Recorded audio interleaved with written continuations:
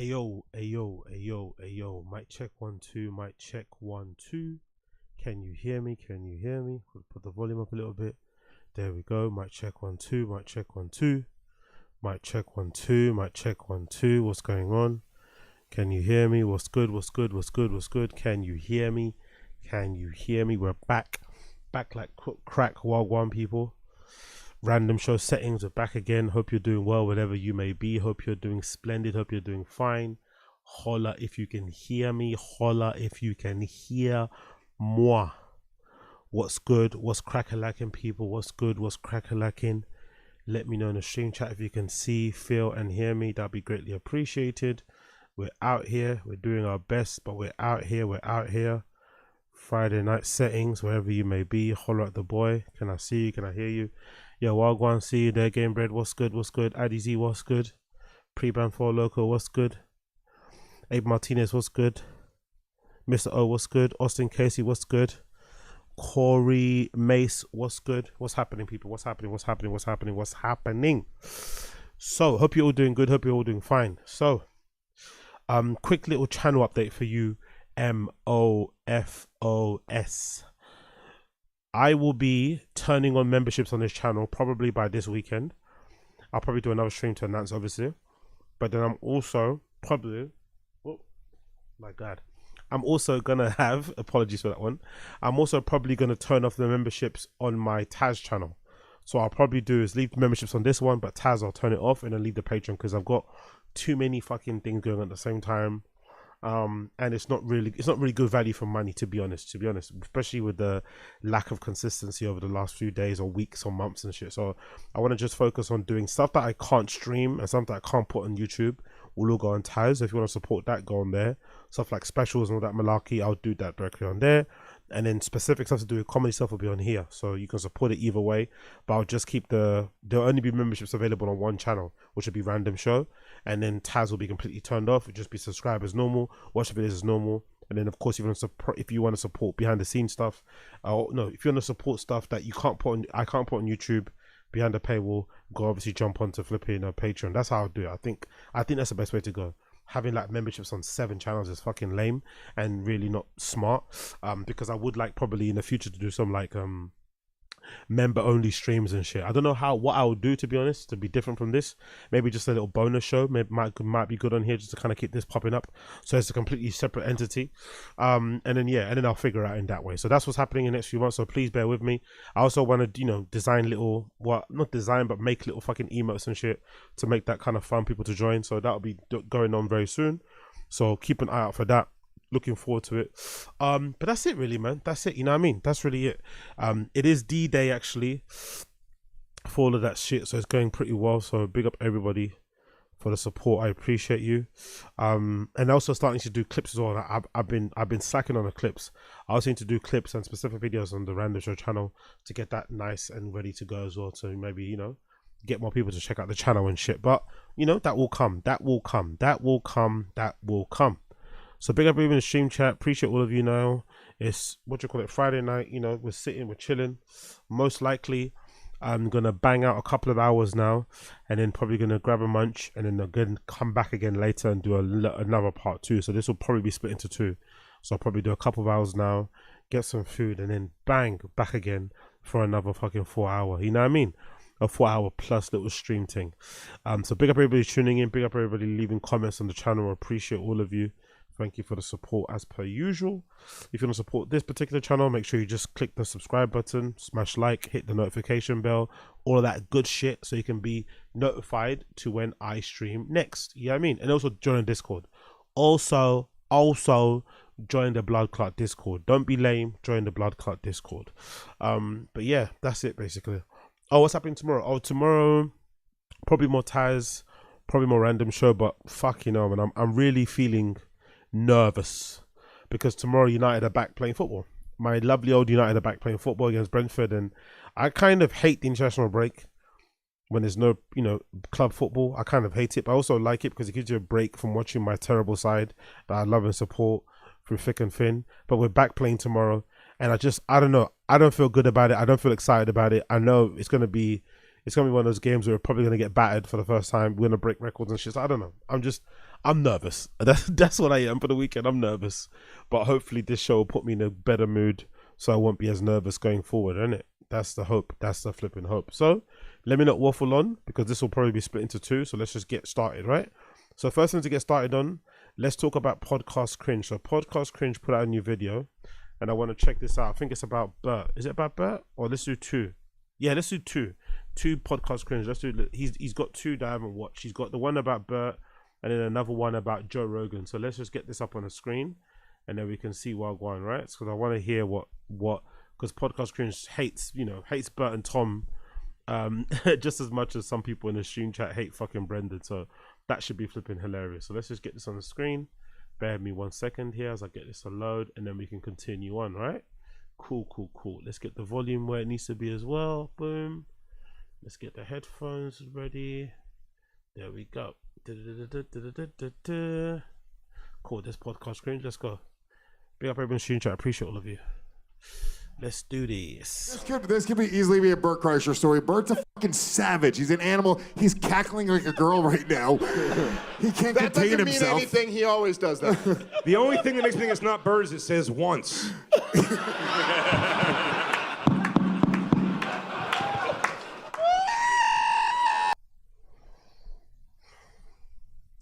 This only works when you have money, innit, right? This only works when you have money. Like, I remember in friendship groups, if you have somebody in your friendship group who like has a weird laugh, especially if you're a boy, you can bully out of them. You can bully somebody's annoying laugh out of them or their annoying tendencies. Some friendship groups, I know some friendship groups are different. Some friendship groups are like, you know what? I like this guy as my friend, so I'm just going to put that side. I'm just going to put the annoying side to one side, or I'm just going to ignore it. But there's a lot of friendship groups, the ones that I grew up in school and stuff, where if you've got an annoying trait, they'll bully that shit out of you. You will change your personality to fit into the friendship group. The friendship group won't accommodate your personality. But I think it's different when you got money and fame. When you got clout, people will put up with anything. But I just couldn't imagine sitting next to someone like this, like, you know, at a show, in a social event, and then just like squealing like this. And me not turning around saying, like, are you okay? Are you mentally unwell? Like, do you need an asthma pump? What's going on here? Is your heart rate okay? Do you need a glass of water? Why are you turning this color? What's going on out here? Huh? What's going on out here?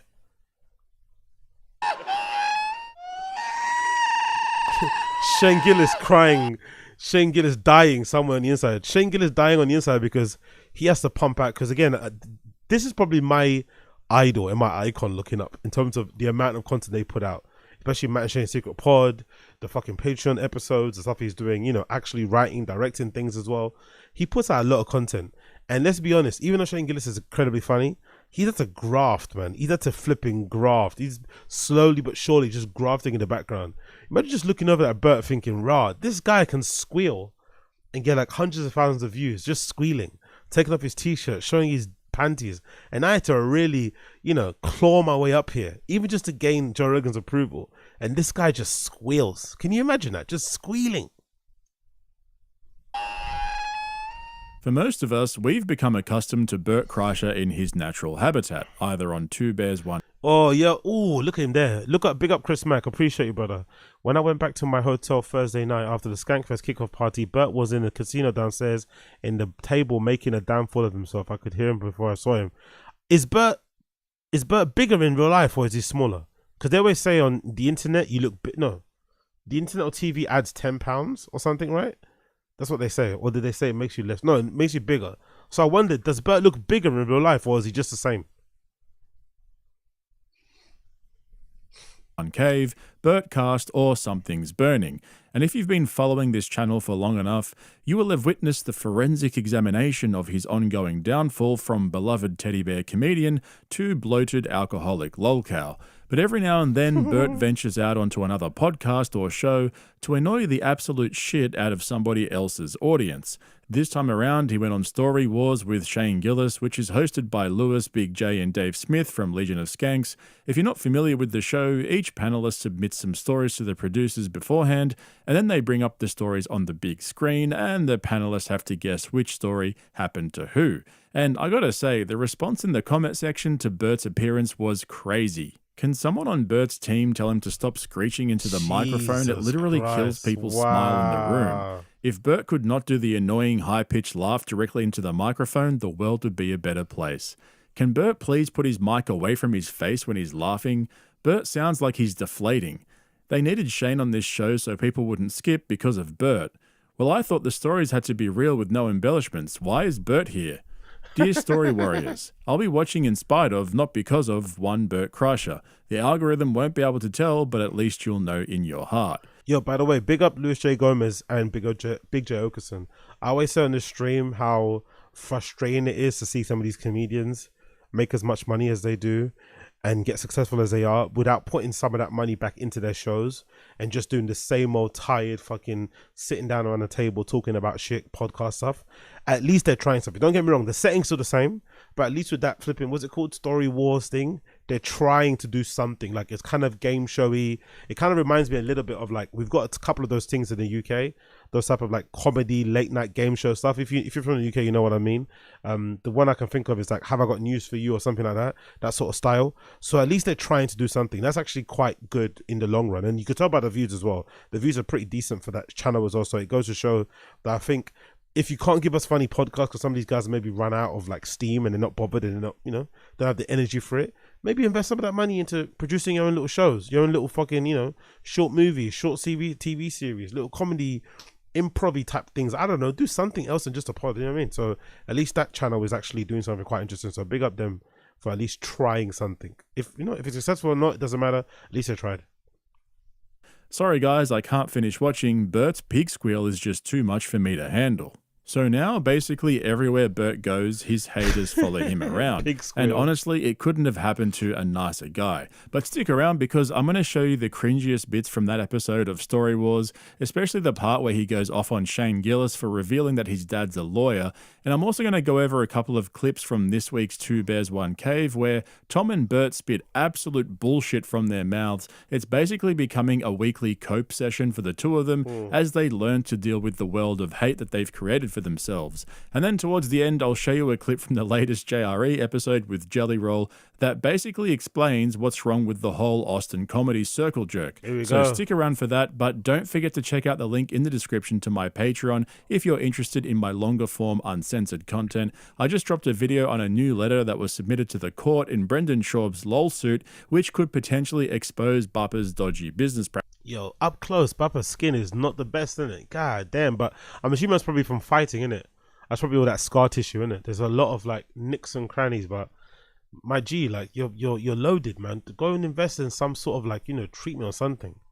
Go and get some scans, you know, get a peel or two. You look fucking banging, but yeah, there's a lot going on there. A lot of lumps and bumps. Practices. So go and check that out if you're interested. I'm also working on a video covering Red Band murdering on Kill Tony lately, and there's a bunch of other exclusive videos on there for you guys to get through.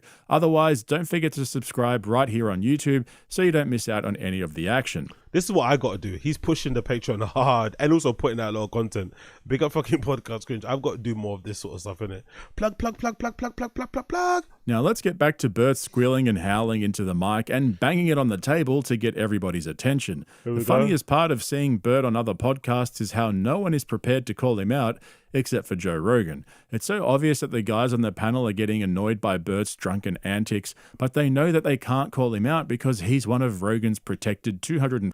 But that's the thing though, wouldn't the shows be way more interesting?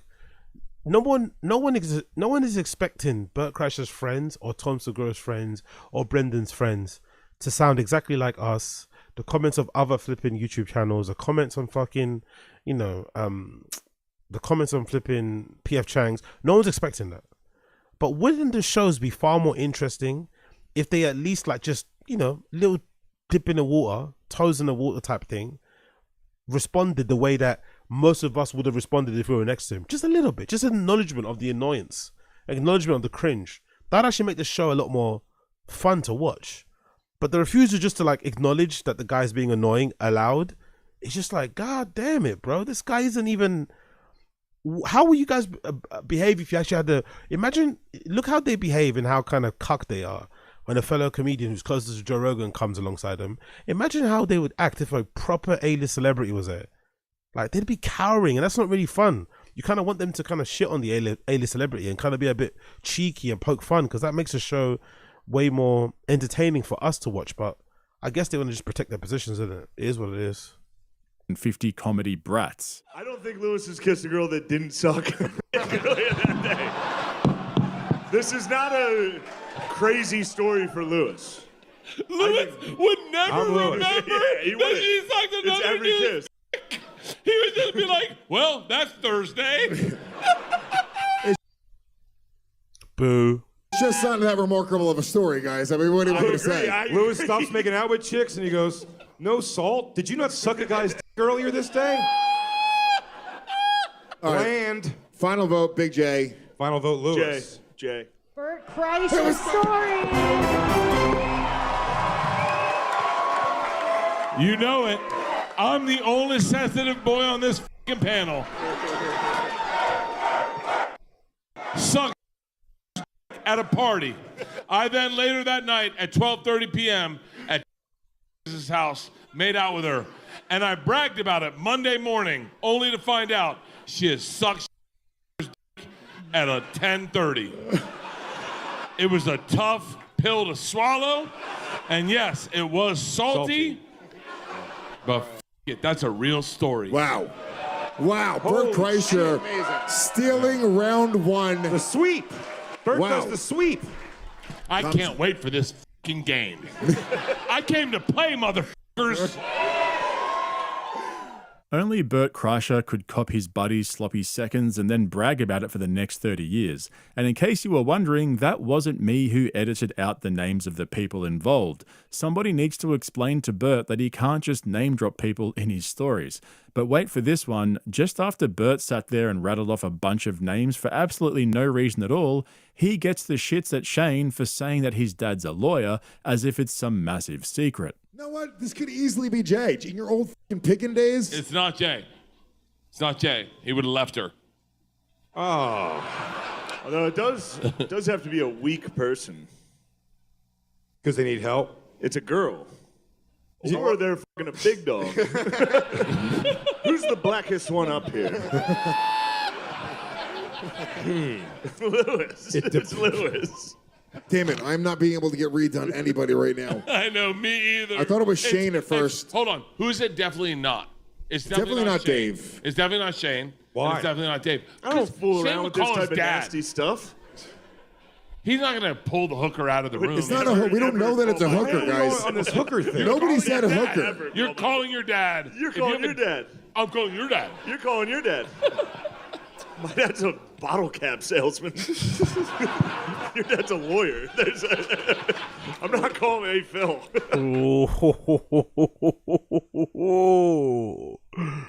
If you know man-them to man-them interaction, that was a little bit tetchy. That was a little bit tetchy. Da da da da da da da da da. Wake up. Wait, you know what my dad does? I've heard about it. Would my You Is it a secret? I don't know. I thought, is it a secret? All right, delete that. My bad. That's just an awkward laugh as well, or he's just drunk. Why is he laughing so much? That wasn't even that funny. Or is it like a cope laugh? What is this? Fucking hell. My next one's going to be bad. All right, we got to get our votes in, guys. My friend's dad's a lawyer. We're- My submission. Alex, if you doesn't put Bert twice. Yo, big up Stoic Savage. Well, Guan G. Have you ever found anything Bert has said funny? He's so unbelievably cringy and attention-seeking. I feel sorry for his daughters. They must hate him secretly. He was actually quite good in the beginning of his career. Don't you all think the same? Or did we just all see him at the same time first, and then over time it got tiring, it got boring, it got exhausting? I don't think he was this bad in the beginning.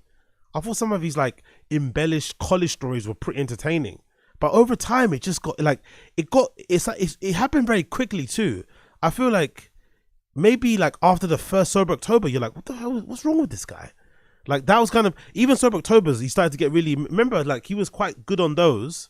Then as soon, I don't know, after the first one, he just went downhill and he became incredibly insufferable. But maybe that also tallies up to the time when he became successful, when he started making money, when he started going on the road, when he started getting on more Netflix shows, blah, blah, blah, blah, Rogan appearances, maybe that tallies up to it. But I feel like in the beginning, I didn't mind him in small doses, but then over time, you know, he's obviously impossible to kind of not see sometimes, but it's just always insufferable, always annoying. Doesn't matter what show he's on.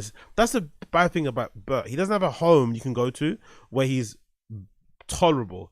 Even that show we watched, Something's Burning with Brendan and Brian, before my stream got, you know, yanked that time. Even on that show, he's terrible. He's annoying on Two Bears, One Cave. He's annoying on his own pod. He's annoying guests on other pods. There's not one place that he goes on that you don't want to just turn off after like 10 minutes. You know, he's got not one safe sanctuary sort of like place. It's quite bad, to be honest. Even Brendan is somewhat bearable on like the Fight Companion with Rogan. Even Brendan is bearable on the Fight Companion with Rogan. And even more so sometimes, depending on what day it is on the golden hour, Bert has no safe place. There's nowhere where you can go and enjoy Bert's content. Like, it's just, oof, it's hard. It's difficult. It's tough. My life has been tough. In a row, you're literally fired. I'm sick of this. Bert's brain is so fried at this point that he can't even remember all the times he's mentioned that his dad's a lawyer himself. Ah, come on. Look at some of you guys need to stop lying. Look at Sarlux. You're probably true, but I don't buy this, man. I'm just a lot more honest than some of you guys in stream chat. Look at Sarlux. Now, AZ, you just like people more when you were innocent. Fair. And I am gullible Aggie, and I am fucking naive as fuck. But let's be honest. There was a time when these guys were all right. I don't know what happened. No, I know what happened. They all became cunts.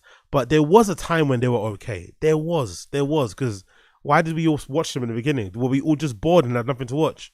And we all knew that they were dickheads from the beginning? I don't think that's true.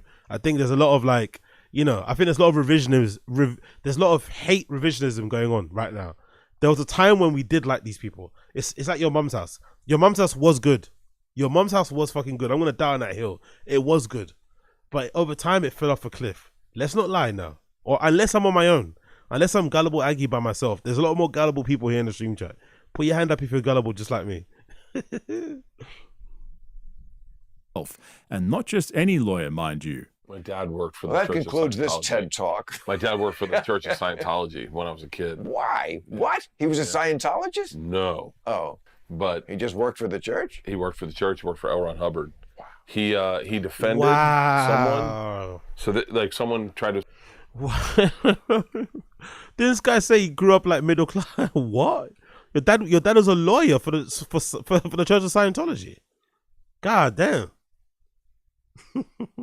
I imagine that retainer is not cheap. You know, like what? Escape from the church and was like, hey man, they're horseshit or whatever. And my dad defended that person against the church and won. And so then the church just came and threw a bunch of money at him and was like, yo, we want you. Oh. Anyone who can beat us. So I think my dad knew L. Ron Hubbard, met him, you know. But I remember him and my mom's a lot like me. He was like, my dad was like, do not talk to anyone at these dinners. My dad was a lawyer, so I thought you could be a lawyer and that's it. Yeah. I was like, you be a lawyer. I can be a lawyer. Yeah.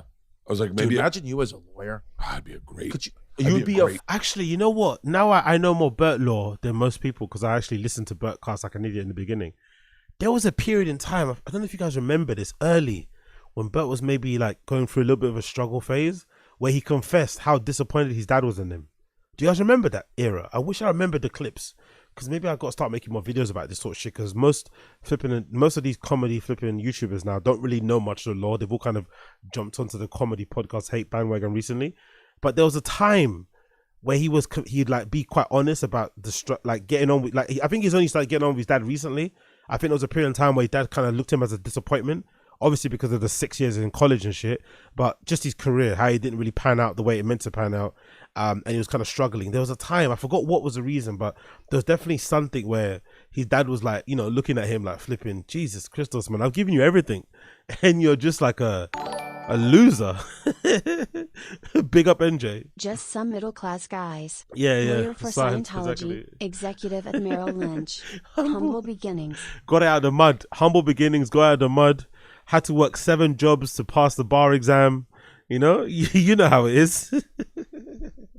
You know, single father holding down a house. You know how it is.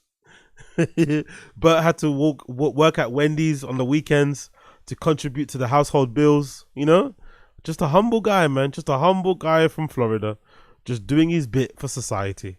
Big up, Angel Ranger. Great lawyer. Objection, Your Honor. Dude, I would. Dude, grab a you. joint Oh for my it. God. Yeah, you defending me with no shirt on. It'd be fucking hilarious, dude. Yeah, that was fucking weird. I have no idea why he tried to pull up Shane for mentioning that he's... Oh, big up Chris Mack. Is that true? AZ, the Church of Scientology, owns something like 90% of the downtown business districts in Clearwater, Florida, just outside of Tampa. God almighty. Big up the Church of Scientology, man. I remember walking past their building in LA. I think I was in, where was I? I might have been in like downtown LA, wherever that church is there, and being quite taken aback by how blue the building was. Like, huh. Interesting color to go for a church building, isn't it? I guess you can't do white because white is like traditionally with Christian churches or Catholic places and stuff. But baby blue, interesting. Really, really bright baby. Really like like the kind of baby blue where you feel like they kind of repaint it, quite often. But I was like, interesting building. Dad's a lawyer. Tom and they Bert... actually tried to get me to do that thing where you hold the fucking sticks as well. I was like, nah, I'm good. I'm good, man. I'm good. If my mum caught me doing that, I think I might get disowned. Are obsessed with trying to hide the fact that they both came from money. You can just imagine the fees his dad used to pull in from all of Scientology's lawsuits. He must have been a beast of a lawyer. But like I was saying earlier, Two Bears, One Cave has become a massive cope session for Tom and Bert. What used to be a couple of hours for their fans to switch off and have a laugh has now become their dumping ground for all their grievances and complaints with the world. In this episode, Tom was complaining that he's struggling to keep losing weight, even though he's upped his gym sessions and hired a personal chef to prepare all his meals for him. Then Bert went on this long tangent about how he loves to wear activewear around the house, just in case he wants to go for a walk or something. It's the type of conversation you'd expect to hear on a reality TV show of desperate housewives. It's the type of conversation you expect to hear at a fucking hotel lounge bar or like at some cocktail bar in the city somewhere. Like, allow this for a pod, bro. Or a post on Brendan Schaub's wife's Instagram. And speaking of Instagram, it seems like Bert just can't get away from all the haters. If I come up on Instagram, don't watch it. I don't want to watch it. I can't. If it's good or if it's bad, none of it can register with me. Yeah. I have to. I'm like, I literally am. God almighty, look how red and swollen he is. Look how red and swollen he is. God almighty, inflamed city, mate. Inflamo city. I am like completely. I was just talking to someone about this weekend, where I was like, who was I talking to?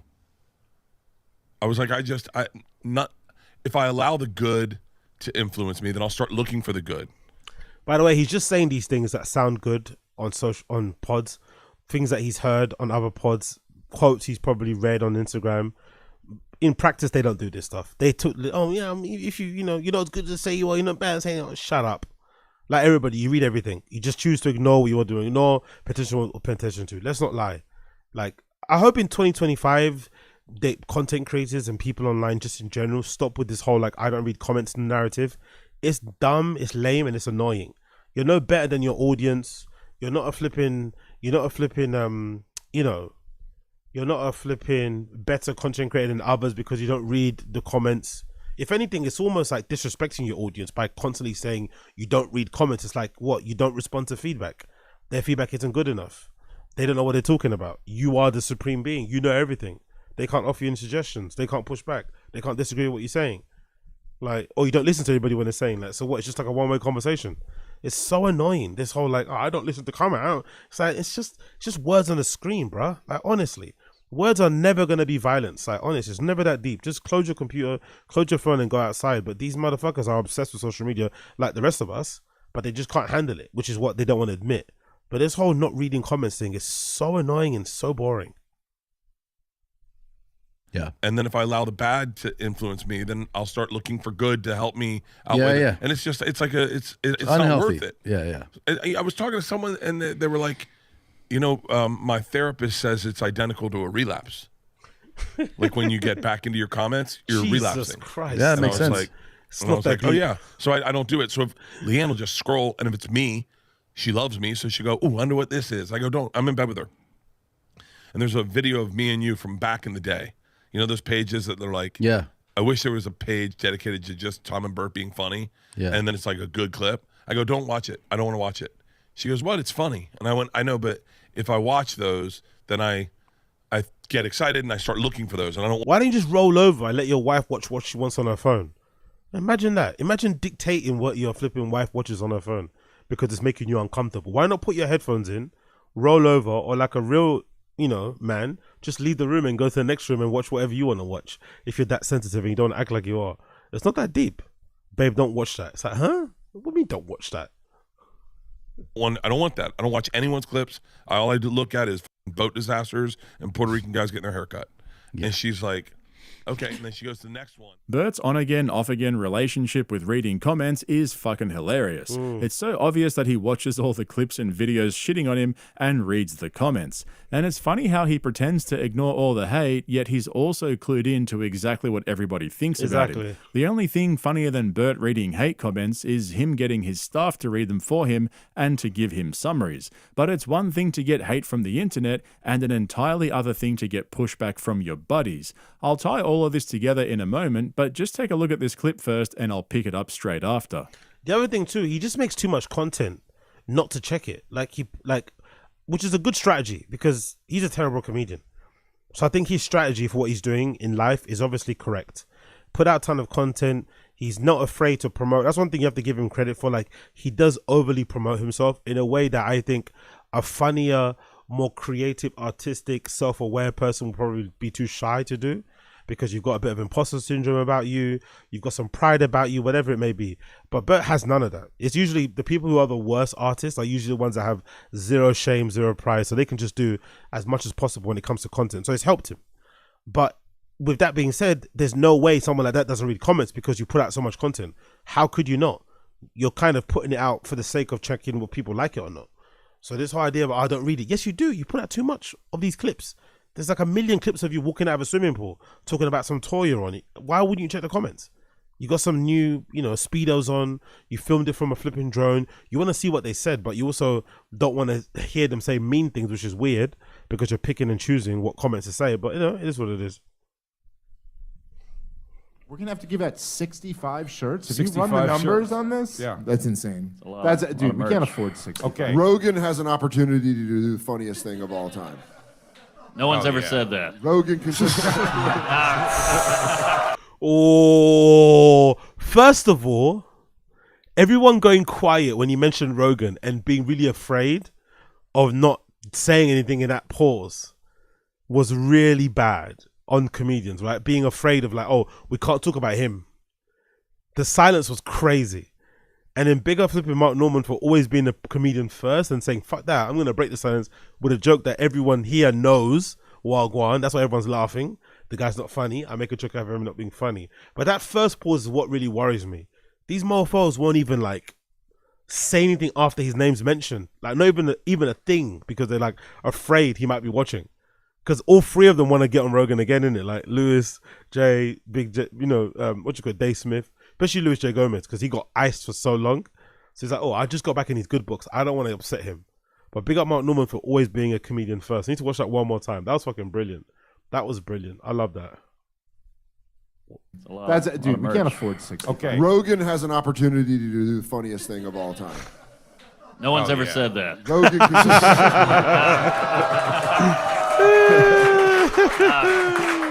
I'm just kidding. Mark, you're wrong. The opportunity's there. Exactly. He hears it, he says it, he does it. Saying what the audience wants to hear. Yo, big up AVH. Appreciate you. Wagwan. I have a theory that we've all grown over the years of watching Bert, but he hasn't grown at all, so it's only gotten progressively more cringe. Big up AVH for the dono, and big up AVH for being as naive and gullible as Aggie. Aggie naive, AVH naive, big up. Finally, somebody is just saying the truth. You put it in much better words than I did. That's such a great point. Maybe we have all grown up over the years, but these guys haven't. But then my counterpoint would be, should these guys grow up? If you're a professional stand-up comedian, isn't that part of what your job is? To always be silly, to always be a little bit redacted, to be in a constant state of arrested development. Isn't that kind of what your MO is about? Or am I giving these guys too much grace? Should they always be a little bit silly? Should they always be pulling faces when they take selfies and pictures with people? Is that always what you kind of do? It should always be a bit. You're constantly in bit mode. But I guess the counter to that would be they're not funny. You know, it's good if you're funny, but if you're not funny, it's like allow it. But big up AVH, I appreciate you. Okay, so Mark Norman's obviously a close friend of Joe Rogan, and he's just bantering with the guys on the panel. But we all know there's truth to every joke, and that's not the first time he's implied that Joe Rogan isn't funny. Now, I'm obviously not a bomb expert, but I talked to one. You should see your act.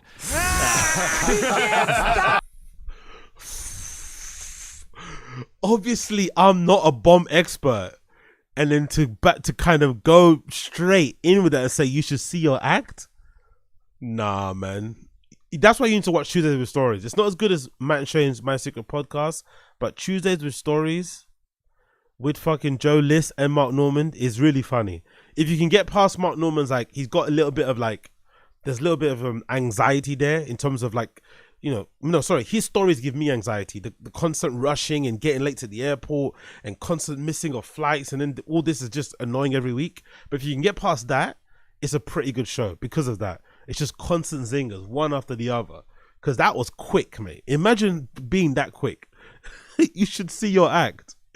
That's not the first time he's implied that Joe Rogan isn't funny. Now, I'm obviously not a bomb expert, but I talked to one. You should see your act. He can't stop himself. All right. Keep going. Needed some levity. If you look at, it did need levity. If you look at the images of the building, if you look at the Ari Shafir making it worse. I'm not a bomb. You're an animal. You're an animal. You can't be stopped. So it's an open secret that Rogan's more famous than he is funny, and that's something that can be said about most of Joe's close friends, except for... That line is brilliant. Rogan is more famous than he is funny, but the problem with Rogan, he's always been more famous than he's been funny. I need to get back to my series, Is Joe Rogan Funny? On flipping Patreon. We need to get through that whole flipping series. Apologies for those of you waiting for our next episode. But since I've been watching his old specials from the beginning, I went and watched his very first flipping, audio, flipping special and stuff. You notice that the guy's never really been funny. He's got one good special. I think it's the most recent episode of, Is Joe Rogan Funny on the Patreon. That's the only one that was legitimately funny. And even that, I'm not sure if I was looking for it and I was really kind of like, it's just funnier than the horrible stuff. So maybe it's not that funny. But it's pretty wild, isn't it? To have a career entirely based on your fame. Never, like, he's been a better podcaster in his career than he's been a stand-up comedian. Could you imagine that? He's been a better podcaster in his career than he's been a stand-up comedian. Like, you can genuinely say that early era of Rogan, let's say from like, episode 0 to 1,000, or episode 0 to like 900, or maybe let's say 700, was probably some of the peak Rogan era. Joe Rogan, he was when he was really at the top of his game. Great flipping, guest, great conversations, some amazing viral moments. Get introduced to people like Joey Diaz and a few other people there as well. Amazing, but stand-up specials, yeesh. Probably Mark and Shane, and seeing the reactions from everyone from both of those clips when Mark roasted Rogan tells you everything you need to know. It's like they're all trying to suppress their guilty laughs but can't help it, so it goes on for a little longer than it. Yo, big up Z. I don't think it was luck. Joe just got lucky with the podcast, otherwise he would be just like his friends. I don't think it's luck, brother. I think it's hard work, and obviously realizing he was probably first on that whole like influencer thing, because that's essentially what influencers kind of do nowadays, where you basically take whatever fame you have and you kind of like parlay it into like other fields. So if you become a certain level of influencer famous, you can probably dabble into loads of different fields that you probably have no business being in, but because you're influencer famous, brands, platforms, whatever would want to align to you in an effort to try and like, siphon off some of your audience or get some of your followers or whatever to come on their platform. So that's basically what he figured out early. Okay, cool. I'm doing this thing, and then this is gonna parlay into other things. That's basically where he's come from, which is quite a smart thing to do. But for the audience, it's not. For the paying customers, it's not, because you go and see him and you're like, ooh, this guy's garbage. it should. And when you think about it, it wouldn't have been as funny if Mark said that about anybody else. It's because it's about Rogan that makes it so good. I mean, that clip from the Legion of Skanks podcast where they're all sitting around with sheepish grins after Mark had the balls to say the quiet bit out loud. Yeah, that's a fucking classic. Exactly. It also tells me that most of these guys are up to speed on what everyone thinks about Rogan and his comedy brethren. And even though Rogan says he doesn't read comments or pay attention to any of the hate, there's no way that he doesn't know that he's basically a stand-up comedy meme at this point. That's why I think he's so sensitive when people joke about him bombing or not being funny. He gets super fucking defensive and then starts ranting about how dangerous social media is and how it's not real and it shouldn't be taken seriously, except when he's telling Jamie to pull up a bullshit tweet. But it's a similar situation for Tom and Bert. They've always had an audience and fans who love their comedy, but because they're so close with Rogan and have regular spots on JRE, their fame is way bigger than their comedy. I think I've changed in a lot of ways. Like, celebrity does affect you. You have access to things that you never would have had access to, and I think those are all cool. I'm watching it happen to our friends who are getting like ultra famous, and I'm watching them be uncomfortable with it, and it affecting them. But once it affects you, once you start dressing down to go on stage to seem relatable. This is the point that I've always hated about Bert. This point that he has where he kind of, it's almost like he has contempt for his peers who decide, or for his peers, let's say Bapperism there, Schaubism. He has real contempt for his peers who decide to kind of play down their wealth and stuff in front of an audience, or to just be chill about the stuff that they do. It annoys him for some reason. Because I guess in his eyes, because he has nothing else to talk about and because he's pretty, there's not much going on in his life, he probably has to show more of that to kind of get more clicks and whatever it may be.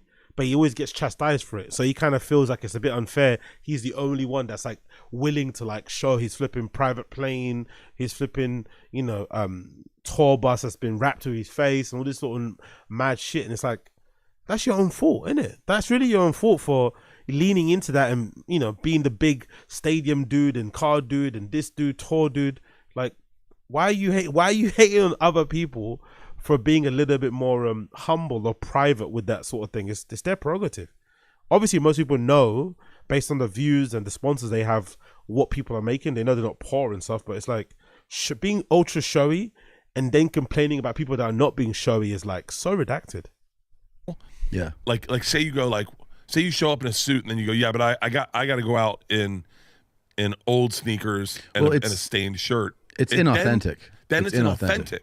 And the funny thing is, they're doing it to be authentic. They're like, this will make me seem like I'm the same guy, and it's contrived, and it's actually, you can go as far to say it is unethical, because God Almighty, unethical, says the guy that fucking released NFTs during the flipping pandemic and stuff. You remember that? Your mum's has NFTs. Unethical. Putting a terrible show behind a paywall and charging however much they charged, I don't know, at that time, for that terrible like variety show thing that was absolutely dog crap. And I remember, I think Red Bar watched it. I watched some clips of it. It was flipping awful. Unethical. Some stuff that they promote on there, unethical. The weaponizing of your fan base to go and flipping bully and troll other flipping people online, unethical. Okay. You are completely manipulating people to think that you are something that you are not. And I know a dozen guys like this. I know more guys like this than the other. And the funny thing is, like, they're full of shit. These guys are full of shit. And people will sometimes like talk about these guys like, hey, look how nice this is. Like, he's one of us. And he's like, no, he's not. He's manipulating you. He lies to you. He's manipulating you. Yeah. It's not gonna lie, I'd rather you manipulate me and act like you're one of us and act kind than I would these guys, call people pores and stunt on their audience and call them flipping brokies and, berate you for not having money for rent and stunt on you at every turn and say they don't read your comments. I'd rather somebody just lie and pretend. I'm not gonna lie. But hey, kudos for you for being, flipping 100% authentic, but yeah. It's nonsense. The hypocrisy in that clip is off the fucking chain. Yep. Tom Segura, of all people, complaining about the inauthenticity of comedians. This is coming from the guy who had to delete a whole month of tweets last year. Oh, yeah, after true. he had an airport meltdown over a bag check. Then he refused to answer how many cars he owns when he was on with Bobby Kelly. Exactly. No other big comedian has struggled with their public image. Oh, that was such a good point. Yeah, the car clips. Do you remember that? If this was old Tom and he was actually funny, he would have lent into it more and actually posted an entire slideshow on Instagram of all of his cars and stuff. But yeah, he really felt the burn and some of the scorn that was coming his way. And suddenly now he doesn't talk about anything. Doesn't talk about no purchases. Obviously, you still see the flipping APs, but he doesn't mention anything. I'm not sure if he even shows it in social media. Does he still have that? Actually, does he still do that thing on YouTube? That car channel that he had, does he still have that going on? No, sorry, the car show. He used to have some sort of car show where he drives around and stuff. Like, I think he would go on like the racetrack. Does he still have that going on there? Yeah, he does. Oh no, 4 months ago. Wow. The last time he posted any car content was 4 months ago. So he's even stopped doing that. He's even stopped posting car content. Okay, see? Jesus Christ. Talking about unethical, inauthentic. Huh? More than Tom Segura. Guys, we're making changes to this show. We are. Yeah. We're making changes to this show. So no previews at the top. No previews at the top. You're never going to cry or say you had the best night of your life. Yep. I'm going to talk very grounded in every story. They won't be interesting. They're going to be just like it happened. No exaggerations. No, very minimal exaggeration. Did you hear that, guys? Yeah. I'm trying to tone down my laugh, too. All the things you don't like about me, I'm changing. Please. By the way, I've listened too. Look at this bare wrist. He took an Uber X here. I did. I can't think of any old school comedian who had such a big backlash from their fans for becoming out of touch and bragging about their wealth to the point where they ended up lecturing their audience for being poor. And it all comes down to overexposure through... Yeah, big up Brian. Money ruined Segura's ability to be funny. That's an actual video someone should make. Should go through his specials and clips on Your Mum's House and actually get down to like what actually changed with Tom Segura, because that's the more interesting one. Bert's never, in my opinion, I don't think Bert's ever been funny, but Tom's the one where I'm really curious, like what actually happened to him, because he was the one that everyone regarded as like the actual funny one in that group. People actually thought, oh yeah, Tom's actually funny, and then something happened. Like I don't know what. Like maybe Brian is right. Maybe it is just money, but I would like to know, like creatively, whatever, what happened to him from going like being really funny, even on Your Mum's House, to suddenly going to be the guy that he is now. Is like such a fall off, podcasting. This is where I wanted to get to, because as much as people like to deny it, this all comes back to Joe Rogan. That's how I describe your club. I was like, it's the gym for the greatest comedians in the world, Tuesday through Thursday. And then the other greatest comedians in the world come and rent it from Friday to Sunday. I was like, it's crazy, dude. It's like no matter what day and then or you have show Kill you Tony, want, that's the anchor. every Monday. Kill Tony is the anchor of comedy in the known universe. Everyone's like super woke and they want to let everyone else know that they're super woke. It's like a kind of thing you have to do. So you get ideologically captured. What Kill Tony makes you do is you have 1 minute. You have 1 minute, and there's obviously no rules. By the time you get on stage, you've seen Cam go crazy. You've seen Hans Kim say some ridiculous shit. Maybe you've seen William Montgomery or Brian Holtz, but you've seen maniacs on stage killing.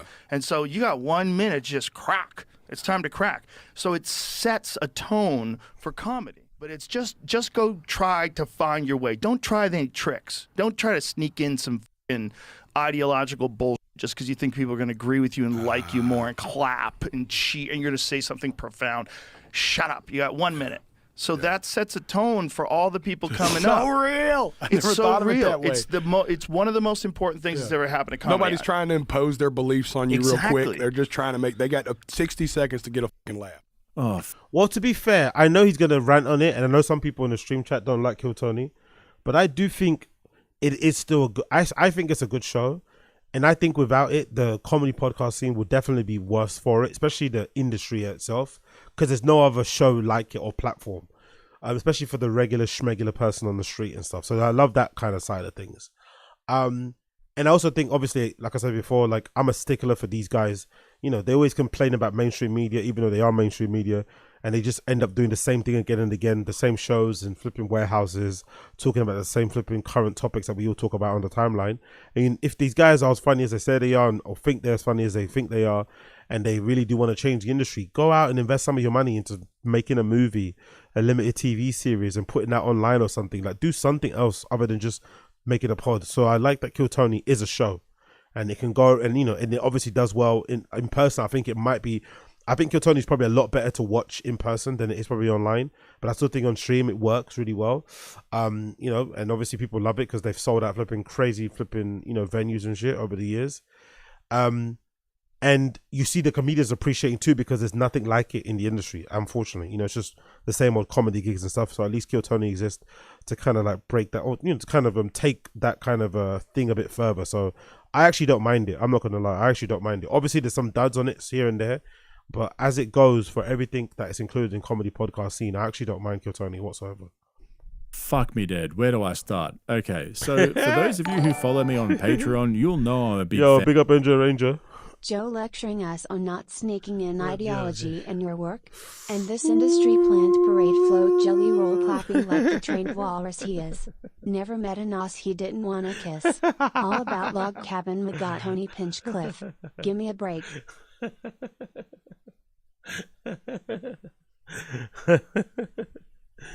You have to give Jelly Roll credit though, man. It works, man. I know motherfuckers they don't like ass kissing, but it works. Big up Angel Ranger for the donor. He's no. I love how I said all that stuff I said about Kill Tony, and I sucked it off real quick, and then that's the next. That was what followed. Absolutely epic timing. I said all that. I sucked off flipping Kill Tony, gargling its balls, deep throating it, spitting on that thing, and then that's the next. Yeah. Cheers, guys. Cheers. Confirmation bias. Gotta love it. Fan of Kill Tony. I watch every episode, and big up Wingers. Big up Wingers. They're all dog shit.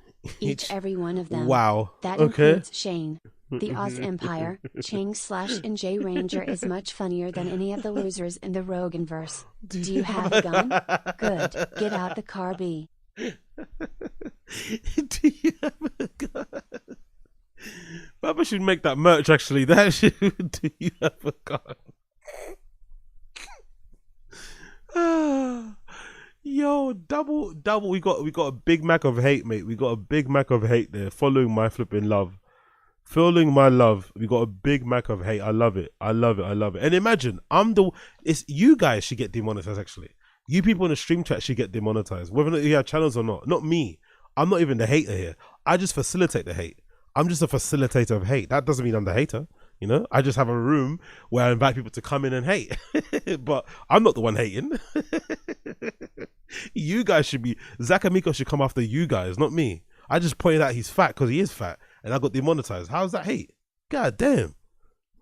Like that it's unpredictable and how Tony has the most fragile ego in Austin. Red Band's been dropping zingers lately, and the whole thing is growing like crazy. Yo, big up Charles Lucas. If I'm being completely honest, I only watch it when the random show watches it. I've asked this before, but is that common to a lot of people in the stream chat in general? Do some of you guys only watch comedy content when it's on like 10 minutes of Schaub, Comedy Enforcement, 2 Years to Try? Like, is that the only place you actually watch it? You don't watch these podcasts at all? You only watch them when other channels clip them? Is that it? Yes. Big up Bert Reynolds. Yes. Game of Footballer. Yes. Only see Red Bar highlights. Yes. We do hate them more than you, to be honest. Okay, cool. Big up Silux. Okay, cool. I'm too pussy and Christian to hate them full out. The only person I hate on social media fully, who I want to see fail, is Darkside Phil. That's the only person. Everyone else, whatever. Wow. The majority of Houston people are saying yes. Koila, yes. Big up Koila in the stream chat. Wagwan. Pretty much Space Guy. Never watched Two Bears. What? Game Bed Footballer. Never watched Two Bears or Kill Tony. Only on here. Never watched it. Never. Not one full episode. That's insane. Yo, I'm a real redact, bro. I'm a real loser, innit? I'm a real loser. I'm just sitting here watching shit that most people run away from watching. All right, cool. Big up the losers. Big up the real losers out here. Yo, apart from Mount Messiah, big up Wingers McDingers. Yo, The 17-year-old, yeah, big up Natural Born Killer. I agree with that one. The 17-year-old Matan Evans has a better podcast than 99% of these hack comedians. 100% agree. 100% agree on that one. I only watched on here recently, but I watched it in the past as Keith T. Big up Keith T in the chat. Well on you. Wow. Okay, cool. I guess I'm the only one then. Big up the losers. Big up the fellow comedian, the fellow comedy podcast, fucking universe people for supplying the for serving the people, serving the fiends. Sacrificing ourselves for the entertainment of others, because god damn it, man, it does make your brain melt out of your earlobes. I'm not gonna lie. I absolutely love it. Cam Patterson, Ari Matty, the guests are usually good. I love seeing people bomb, and I love seeing people do well and get opportunities. But to say that Kill Tony is the anchor of comedy around the world is absolutely fucking wild. Okay, to be fair, I didn't hear that. I wasn't listening properly. I didn't hear him say the world. But you also have to be aware, these are Americans. Americans in general, for lack of not to be digging you guys out, but you guys are a little bit, you guys have a narrow vision when it comes to the stuff that you're into. So when guys like this say, oh, the best in the world, it's like, is it the best in the world or just the best amongst your friends? or you don't really watch anything else outside of American comedy? Because I'm sure there's other scenes, especially, in the UK, there's a thriving comedy scene that, there's probably shows that Trump killed Tony in their sleep. So this whole world thing, take it with a pinch of salt. I don't think it's that serious. It's just them kind of talking in, grandiose flipping terms for the sake of it. Like, that's got to be a top 5 Joe Rogan delusion right there. These guys are so caught up in the Austin comedy bubble that they think they're the next coming of Jesus. This is why guys like Tom, Bert, Brendan Schaub, Andrew Schultz, and Joe Rogan himself are getting so much backlash. You're big up Damaz 9197. It's like COVID was created just to ruin TFATK. I think all those pods would have got ruined. I think TFATK would have got ruined. Regardless of flipping, it would have got ruined regardless of COVID. I think the end was nigh anyway. I think it would have got ruined regardless of COVID, man. They were already heading downwards. Hold on, I forgot. Someone else said something else here. I got to check. Bear with me 1 second. Big up Assad Aziz, I think I saw here. Do you actually watch YouTube on your own free time, AZ? Because I might just unsub. No, I only watch it to get clips from here. Sometimes I don't want to. Sometimes sometimes it's so bad I don't want to put you guys through watching it as a watch along thing. So I'll just watch it and just get the clips. But I won't rewatch it. Like, there's been times where I've missed stuff and I haven't wrote it down. I'm like, you know what? I just missed it. So if I'm watching it in the background, I'll just make a note and just add clips and stuff and timestamps. But to say I watch it in my free time as like I enjoy it, I think that's a stretch. Don't be speaking down my name like that too much, okay? I know I'm a regard. I know I'm redacted in my own way, but let's not say I watch Two Best 1K in my free time like I'm blasting that in the gym or something. Like, nah. Let's not go that far. The haters are no longer a minority anymore, and it all goes back to Rogan's podcast. For all those guys, the podcast has been the real anchor for their comedy careers. Very true. Joe used to get around 11 million listeners per episode before he went to Spotify. Now that number's obviously a lot lower, but when you do the math with hundreds of millions of listeners per month, it didn't matter how funny these guys were. Even with a 1% conversion rate of listeners to comedy fans, that's still an incredible amount of comedy fans to sell tickets to. That's such a good point, isn't it? That's such a good point. There's just so many. At some point, it's almost like a Taylor Swift effect, isn't it? At some point, if you have all the fans, it doesn't matter how. It's like Adele is the same thing. It's like, you make the same album like 4 times. It doesn't matter because you've got so many fans who love what you do. No matter what you do, it's always going to be a success. And I guess they've kind of copied the same thing in that regard. It's just a shame. I wonder if we'll ever reach a stage in culture where there will be a return to like people making good art again. Would that ever happen again? Or do we just live in this like viewer clout world where your art is only good if your numbers are good? If your numbers aren't good, your art is terrible. Or maybe that's part of having good art, figuring out the marketing side of like getting your views, getting your followers, getting your clout up. Because there's such a lack of like good shit out there. Look at the Penguin.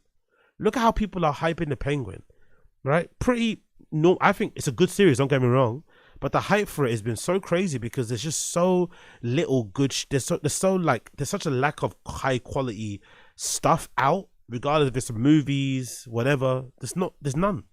So people are like, oh my god, starving for some good shit, and we finally have it and everyone's going crazy. And with the millions of dollars a month that they bring in, it's allowed guys like Rogan to build a crazy comedy club and for Bert to employ full-time staff to promote and sell out arenas. And I'm not saying that they don't deserve it. If there's a demand and supply for something, then everything will work out however it's meant to work out. My issue is with the constant jerking off and fart sniffing, followed by all the complaining and punching down to their audience. Yeah, exactly. The only thing Good worse point. than their greed is the constant self-congratulation. Mhm. And that's why I think guys like Tom and Bert are so broken now. Even Andrew Schultz has been waxing lyrical about the dead internet theory and using it to cope with all the hate he's been getting since he screwed over his fans with his comedy special. They all got so famous off of Joe Rogan that they're having trouble coming to terms with the fact that everyone's figuring out that they're just not that funny. And I've said before that Tom Segura used to be one of my favorite comedians, but the money and fame has got into his head so badly that he hasn't been able to keep it up. Same with Schultz. He's had some pretty good sets before. I've even gone to see him live myself, but they're all doing too much now and they're not writing like they used to.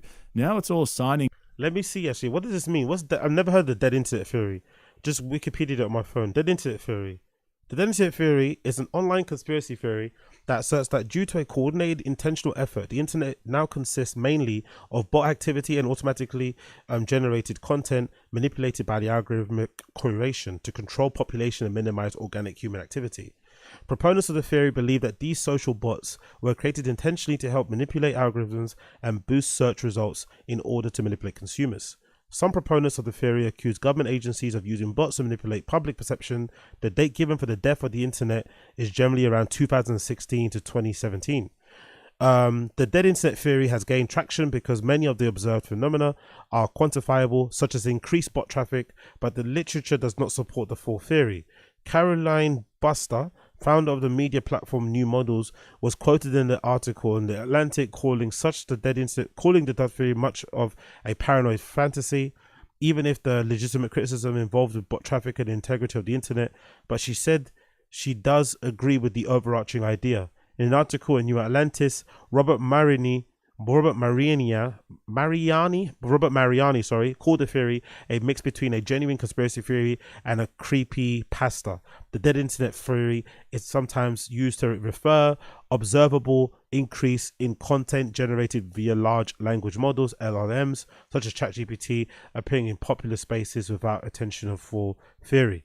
That to me sounds like a big bag of cope. That sounds like a cope theory to me. That sounds like people that can't make good shit or aren't getting the views that they used to get, not having any level of self-awareness and saying that it's everything else but them. This sounds like it sounds like a theory made up by Dark Side Phil. I did nothing wrong. I did everything correct. This is in the Dark Side Phil avenue. This is like low-cow territory. I did nothing wrong. My content's great. You guys are the weird ones. Nothing wrong with me. You guys are the problem. You guys are the problem. It's almost like the opposite of what comedians are meant to be doing. Do you remember when comedians always say, oh, if you bomb, it's never the crowd's fault, it's your fault? I don't think they actually believe that. You know, I don't know if you guys actually have, you know, had that breakthrough as well. But I think these comedians don't actually believe that the audience is always right. I think some of them believe that the audience just doesn't get it, you know? The audience just doesn't get it. They're not clocked in enough. They're not this, they're not that, they're not whatever. But it's like, nah, bro, what Podcast Cringe is saying is right. Like, you guys in the beginning were never as funny as you were, but at least in the beginning, they were working hard and doing sets and reps, big up Papa, and actually trying. Now they've become, it's actually weird, isn't it? Yeah, think about that. Like, these guys were actually never as funny as their fame would tell you they were, but at least in the beginning, they were trying to be funny. Then they start to become way more famous and get way more money.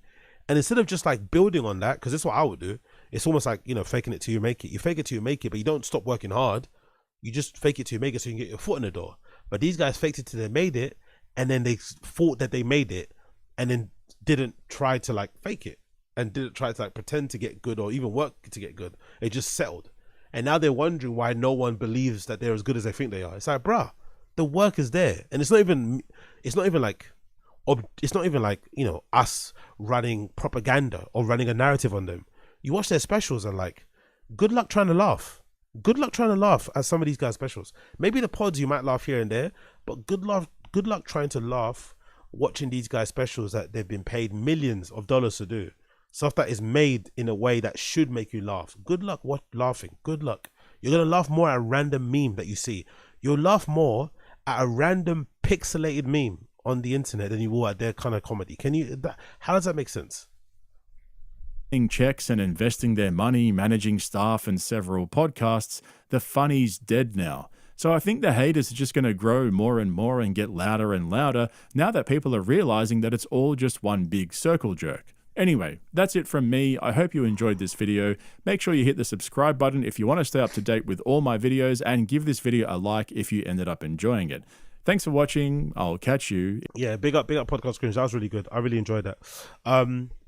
And yeah, man, I just imagine if these guys had a breakthrough and they just realized, hey, maybe if we just tried to get funny, maybe if we just went back to the drawing board and tried to be funny again, people would like us more. Just imagine if they put all the politics, all the flipping, maybe societal observation to one side and just made their pods funny. Every news story they found online, let's find it funny. Let's talk about the funny news story. Oh my God, did you hear what happened to this guy in Florida? Another weird Florida death. Another weird Florida story. Oh my God, do you see that woman that crashed into this? Oh my God, do you see about that story? Oh my God, look at what the president of Italy looks like. Like that sort of stuff. Imagine if they just tried for like a week. Okay, let me just go back to just being funny again. Like, maybe you could change. I don't think so. I think its damage is already done. I think a lot of people, legitimately, as Salak said in the stream chat, a lot of you guys actually hate these people. So I don't think there's any going back. But you never know. It could have worked. Okay, next one. And then we'll move on to their social medias because I want to see what they're up to. This one is Joe Rogan calls out his friends for being greedy. And then we'll move on, yeah? Big up the stream chat. Big up to everybody watching. I appreciate you. Make sure you like the stream down below. Don't be lame. Like the stream down below. All right? All right. All right. All right. All right. I have friends that have big podcasts and they have like this huge staff and they have all these people running around. I'm like, what do all these people do? And it's like they want this feeling of they're the boss of a bunch of employees. Yeah. That's a mess, man. You don't want that mess. So that extra money that you got by making... Yeah, please, let's go back at the beginning. This point needs to be stressed so much. And it must just be like a flex. Not a flex. Forget that. I've always wondered, right? Why do these guys do these type of things that Rogan doesn't do? Because most of these guys were copying Rogan, right? They were copying them a lot. Like, hey, let's just copy what Rogan does. But they pick and choose what they copy about Rogan. Like, he seems to be, again, he is annoying and he is, can be a bit of a nightmare to listen to. But Rogan, comparable to his wealth, is very chill. But some of these guys aren't even a fraction of what Joe Rogan's worth, but they're cunts. But then in terms of how he operates, he has a very streamlined podcast, very streamlined. It's basically him and Jamie in the studio, probably a bunch of Navy SEALs outside of the warehouse complex. And I think there's a Booker guy that also works in there who I think receives people when they come in. I think I've heard his name be mentioned. He's the guy that kind of receives you, gives you drinks and shit, blah, blah, blah. Or maybe, whatever, occupies the person you come with in the waiting room and shit. But it's a very lean operation. Lean. Everybody else just does 1 million people. The only place where I see it works really, I think, is Bad Friends and obviously Tiger Belly, because they integrate their cast into their kind of back, behind the boards guys into the show, and they're all funny. Like I watched a recent show with what's his name, Bobby Lee's birthday, and that was really funny. And the guys behind the scenes made it as funny as obviously Andrew Santino and Bobby Lee and the other comedians that kind of brought on. But the other guys, it's like TFATK doesn't need to have 1 million people. Golden Hour, no. Your Mum's House, no. Like all these shows don't need that many people working on this terrible shows. I really wondered why some of them decided to pick and choose what they copy from Rogan and willfully just spend so much money on salaries just to appear like they're big shots. It's so bizarre, especially on a podcast. It's like, what? I have friends that have big podcasts and they have like this huge staff and they have all these people running around. I'm like, what do all these people do? And it's like they want this feeling of they're the boss of a bunch of employees. Yeah. That's a mess, man. You don't want that mess. So that extra money that you got by making things too big, you f***ed yourself. After helping his buddies create some of the biggest podcasts and podcast networks in the world, Joe Rogan is now calling them out for having big egos with their teams of production staff, personal assistants, and baddie wranglers. But there are a couple of things that Papa Rogan doesn't want you to know about, which make him look like a massive hypocrite. So he had Shane Smith on the podcast this week, who co-founded the now bankrupt media company known as Vice, after he was ranked as one of Canada's richest people with a net worth over $1.2 billion in 2015, just last year, Vice Media would file for bankruptcy due to embezzlement, fraud, and conspiracy to defraud investors. Sounds like the perfect JRE guest. Vice is one of the best examples of go woke, go broke ever. Because Vice was f***ing huge. But haven't they decided to relaunch it? That's the really scummy thing, right? They made a bunch of money. The founder obviously cashed out. He's worth billions. And then they obviously fired a bunch of people. And now they've gone bankrupt. So they've gone bankrupt. But now they're relaunching it with probably a super lean team. Everybody working from abroad. No head office and shit. Like, oh, corporate world can be very cutthroat and scummy, can't it? And it was exciting. It was interesting. You know, you had great shows. And then it just got too weird. However, despite our boy Rogan shitting on Vice for most of the podcast, Shane tucked his tail between his legs and kissed the ring for most of the conversation, blaming the people he hired for Vice's problems instead of himself. At one point, he claimed that he was a better founder rather than an operator, which, according to him, was the main reason the media company turned to shit. And so Rogan took the opportunity to call out his buddies with podcasts for being greedy and overexpanding their production instead of just keeping it nice and simple like he does with one producer and one video editor. One of the smart things you've done is like just keep your own shit. And I got, you know, my eyes were too big for my stomach in a way because you're just like, let's keep going. Fucking The build big it, thing, fucking too, go. is keep it small. But I don't think it's also not his fault, to be fair, because he has investors. I think when you have investors, it's almost impossible not to keep things small. It's almost impossible because your investors are going to demand year-on-year growth. Like, they just is what it is. Like, even growth from just the numbers of employees, which I've always thought was bizarre. Like, because you hire more people, it shows that you are a better company, that you're actually like, what? Like, that, how does that even work? So it's difficult when you have actual investors. I think that's the real difficult part when it comes to like resisting the urge not to do those type of things. But I think a lot of those other guys, like you mentioned, you know, like Rogan's mentioning, a lot of these podcast guys are just greedy. That's just not greedy. They're just it's an image thing, you know. A lot of these guys have aspirations of working in mainstream media. They want to be on a big network. They want to have big production companies behind them. They want to have Netflix shows. So a lot of them try to mimic the look of those type of things by having the podcast look a certain way. That's basically part of it. Like, a lot of these guys are like failed, you know, actual mainstream actors, hosts and stuff. So you got your own show where you kind of be your own host, and it's a sort of like cheap way to kind of get famous and get some clout by, you know, having numbers support you and shit. But over time, it is what it is. Keep it small, dude. Keep it small. It's just me and Jamie, and we have a video editor that's not even local. He just gets it on the internet. I have friends that have big podcasts, and they have like this huge staff, and they have all these people running around. I'm like, what do all these people do? And it's like they want this feeling of they're the boss of a bunch of employees. Yeah. For some reason, they want all these production people that are creating content. But then you have inter-office conflict. Schultz's one must be the weird one, isn't it? Imagine going to Schultz's podcast, because they probably have like 10 people on set every time they record. They have a bunch of cameras. They have Schultzy, Akash, and the other two guys, plus the guest. So there must be, when you're in that studio, it must be at least 15 people in there for Flagrant. Imagine that. Being Rogan, having his pod, walking into a room of 15 people, like, what the fuck are these guys doing here? I only really want to talk to Schultzy and Akash anyway. Like, what is going on here? Why is there 15 people in this room? And they're always putting out fires, and people are complaining, and then people leave and make videos talking about what a piece of shit boss you were. There's currency for these mediocre people. So you hire these mediocre people, and these mediocre people attack. But big up Vice back in the day, though. I remember going to some sick Vice parties. I remember when I went to like New York. What was that? When I went to New York in like 2014, 2015, we went to Williamsburg. And obviously at that time, I'm not sure if it's still the same thing, but Williamsburg was incredibly hipster. That was a place where I saw the most fixed gear bikes I've seen in my life. And we went to a bunch of warehouse parties. Vice was throwing there. Vice had a bunch of cool warehouse parties here in the UK. At one point, I think Vice was sponsored by Dell. Was it Dell? Or HP? One of those computer companies. And they put a bunch of money. Like, they were, honestly, this is back when marketing spend was like bucks. So they were putting so much money into Vice. And Vice used to throw all these like parties with Dell and whatever, or HP, that had no sense. It was just, you know, Dell wanting to promote some like flat screen thing and whatever. and then there'll just be like bare DJs, acts and stuff, and people flying from the air and shit. Free beer on tap. Like they'd have like drink sponsors like Carlsberg and Heineken sponsoring the entire bar, completely free. There'd be a new liquor. No, there'd be usually a liquor brand trying a new flavor. Like, I don't know, Captain Morgan trying their spice rum. They're trialing it, so they'd have all free fucking drinks at the bar.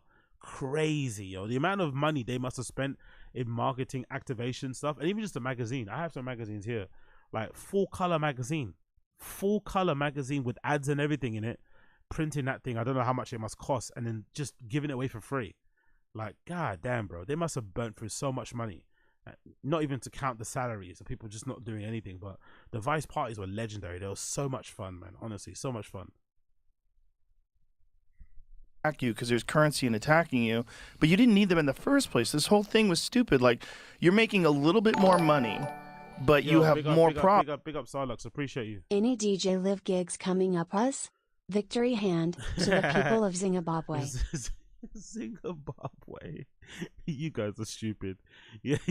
There'll be a live stream coming up soon, probably end of the month for the Flipper and DJ live streams. That'll be on Taz, or it'll be the standalone Persistence Radio channel. You can find that on the main thing. Actually, I'll link it here so you guys can see it. But that'll be on there. But big up Sarlux. I appreciate you, brother. Big up you. I'll put it in the stream chat in a minute. Big up you. Problems, but you don't notice that money. Like, you have to pay attention to what you notice. Okay, so I think it's pretty funny how Joe was obviously talking about his former protege Brendan Schaub, also known as Bupper, or alternatively Cringe Puppy. Schaub was meant to be Joe's special creation. He was tall, funny, and had a full head of hair, except as it turned out, he actually wasn't funny in a ha-ha sense. He was more funny in a redacted sense, if you know what I mean. Do you think he was talking about Brendan there? I think he was talking about everybody. I don't think it's just Brendan. I think they're all guilty of it. They all do that, like, oh, we're on TV set of some HBO show. Let's have 1 million people working behind the cameras. I don't think it's only Brendan's guilty of it. I think they're all guilty of it, to be fair. Anyone that isn't Rogan is guilty of it for the most part. I think Shane Gillis doesn't have that many people.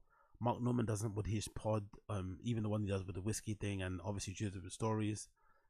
Yeah, and obviously, like I mentioned, I think Bad Friends and Tiger Belly do it well because they're behind the scenes or behind the camera guys are kind of involved with the show as well, and they're kind of characters in the whole show too, people love and whatnot. And so our boy Bupper was perhaps the best example of one of Rogan's close friends growing too quickly with little to no talent at all to back it up. This, amongst many, many other things, led to Brendan's baddie wrangler parting ways with him and dishing out his deepest and darkest secrets to anyone willing to listen. In fact, you'll probably find him lurking in the comment section down below as I speak. But as for what Rogan was saying about keeping a tight operation without unnecessary busybodies marching around with clipboards and nothing to do, I absolutely agree with him. Yep. And I've said this several times before, you can criticize Joe for so many different things over the years, but one thing you've got to admit is that he keeps things simple when it comes to the production of his podcast. 100%. Except that's not the full story. But I'll get to that towards the end when I show you why Rogan's a bit of a hypocrite. If you're a fairly wealthy person and you have $100 more, $100 less. Big up Assad Aziz. I think he's specifically talking about Brendan only when he mentioned your employees badmouthing you after you left them.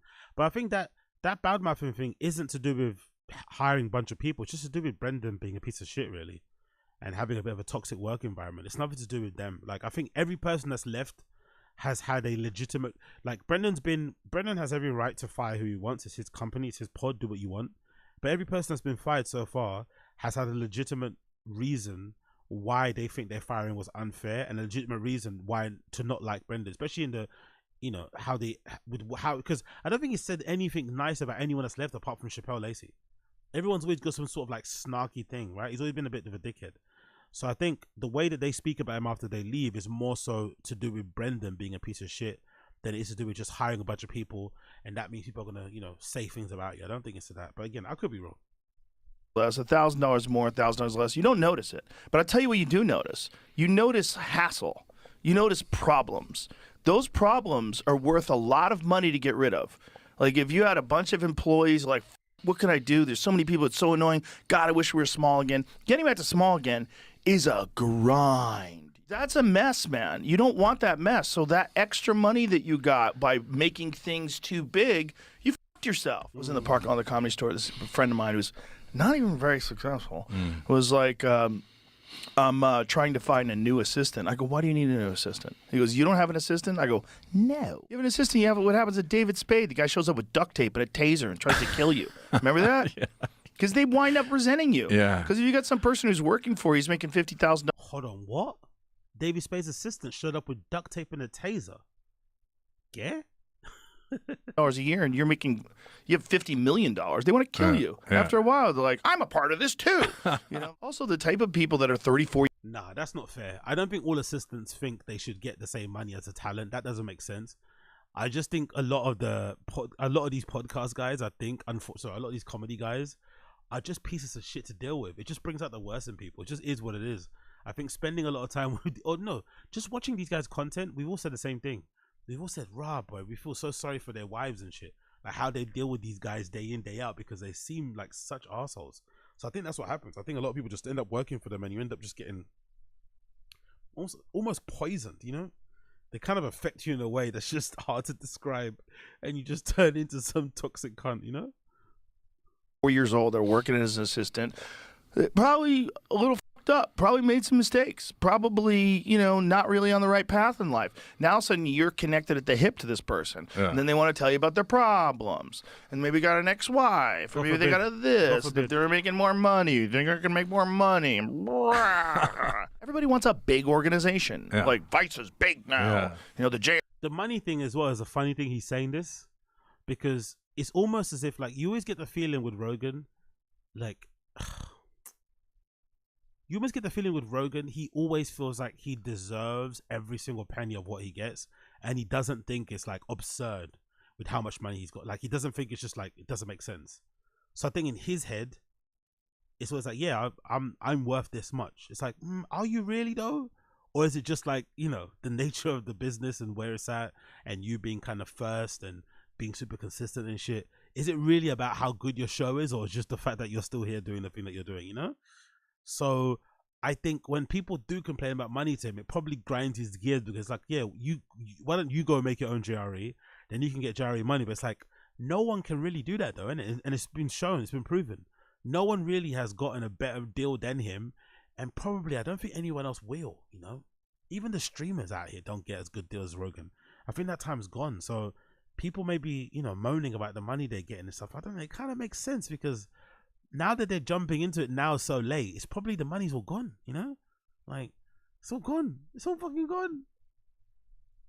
ARE, we have 1,000 employees worldwide. Yeah. We have 3 employees. Yeah, smart. This it's business. so fucking right. Like you just said what's in my fucking brain. Like it's that 100% of that is true. Everyone should listen to this guy because it is 100% true. When you're younger, run a tight ship. You yeah, run a exactly. Tight ship. Hey, Vice guy, Vice didn't flop because you didn't run a tight ship.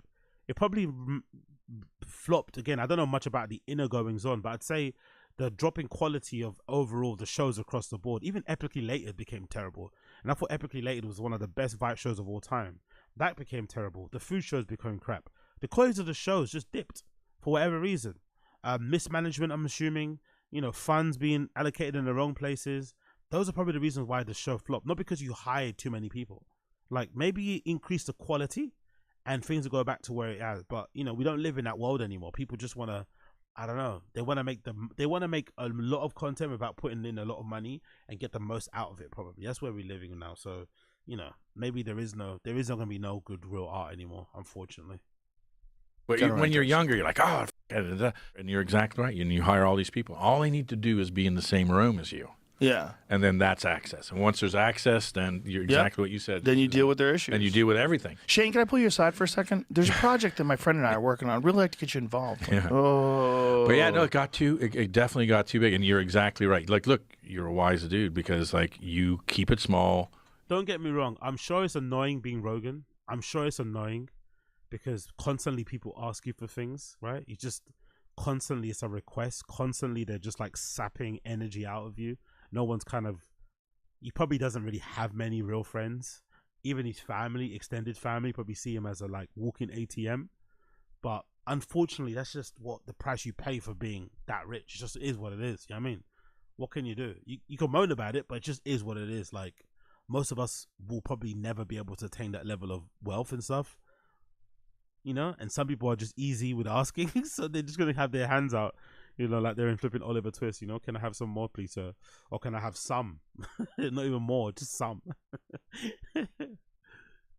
You're exactly right. So it's hard to know for sure, but I think Shane agreed with what Rogan was saying there. And as usual, it's not the first time we've heard this rant from Joe. Yeah, big up Keith. That's a really good point, actually. I watched Vice when it was raw. Then it became mainstream and fell off. Jerry's is similar. That's such a good point. That probably is a reason why most things fall off. That edge is the reason why you're watching. You watch them because the edge. Like, you watch these shows because they're edgy and because they're like nothing else that you can see on mainstream TV. So you get, you know, that's where you get your kind of fix from. But these guys, unfortunately, they chase the bag. And once you chase the bag, by default, it kind of nerfs the edge. It kind of rounds off, it smooths off the edge, because you're now working with advertisers and sponsors who don't like edge, even though that's always it's kind of like gentrification. People move into like busted down areas because all the poor and broke creative people make busted down areas cool and fun to hang out in. They build all these massive flipping shiny buildings, then they kick out all the cool and creative people, and they don't want the cool creative people to do their thing anymore, even though they're the reasons why they moved there. And they raise rents up, of course, and the price of house prices. Same with pods. They start off raw, they start off edgy, they start off funny and creative, but then the more sponsors they bring on, the more money they get, the more those sponsors don't want that creative, funny edge, even though the sponsors first got wind of the podcast because of that funny and creative edge. And over time, who suffers the most? Yep, bitch, you guessed it, the fans. Alongside Cringe Puppy, Tom Segura and Bert Kreischer are another two of Rogan's close friends who have also managed to build podcast empires off the back of their exposure from JRE. Except unlike Brendan Schaub, these guys are actually making a shit ton of money from podcasting. I go to Tom's. Have you been to Tom's? Big up Johnny Bex Warren. I brought up watching a Vice doc once to a client and they got triggered. They never came back. Convo totally shifted. It was wild. Yeah, it's funny. You mentioned certain people's names, like, I don't know, you mentioned watching a flipping Nick Fuentes debate with some people, and they would like, you know what I mean? They would like shiver in their seat, like, it's like, bro, it's just internet content, man. I like 99% of the stuff this guy talks about is absolute frass, but he's just another flipping, you know, another character in this internet content world we live in. It's never that deep. But I guess some people just, you know, they don't consume content of other people. Some people are a little bit more choosy, picky about who they, you know, receive their content from. If it doesn't align with their beliefs, then they're not going to watch it. Me, I'm just in it for the lulz and the banter. But yeah, Vice being edgy and being seen as controversial is just funny, because, you know, it wasn't really even that edgy. It was just like what was actually going on outside, you know, really and truly. But, you know, people are maybe a bit scared of what's going on outside. Cigars? Oh yeah. It's like they have a real production staff. Yeah. There's all these people running around with clipboards, and it's like, I went to Bert's house the other day. He had 8 people behind computers, just typing away. I don't know what the fuck they're doing, emailing what? Social media going crazy, promoting arena shows. Everyone's going nuts. Me, no. I don't want that in my life. Why would you don't need it? I don't want it. You have a white guy. Yeah. When the movie came out, I was getting a lot of negative shit. And by the way, have we heard Bert talk about that movie ever since? So yeah, he does have an ability to recognize when things are bad and not mention them again. We've never heard Bert mention the Machine story. He wouldn't stop talking about it when he was, you know, obviously promoting it. Now he never ever mentions not the Machine story or the movie. Neither of those things get mentioned. I've not heard Bert mention the Machine story or the movie since the movie flopped across the board. Pretty wild, isn't it? I texted Tommy. I was like, "Can you just take a look at it and see if it's real?" You know, because I can't look at it. It messes me up. So I just stopped looking at it. I hired someone to do it for me, but I don't Someone trust just them. I don't reads them trust to them. you? No. Just you're an to hat. monitor them. And then Tommy read them and he was like, "That's actually kind of sweet." You're like, "It's not that bad." Hiring staff to promote and sell out your comedy shows is one thing, but hiring someone to monitor your comment section is fucking wild, even for Bert Kreischer.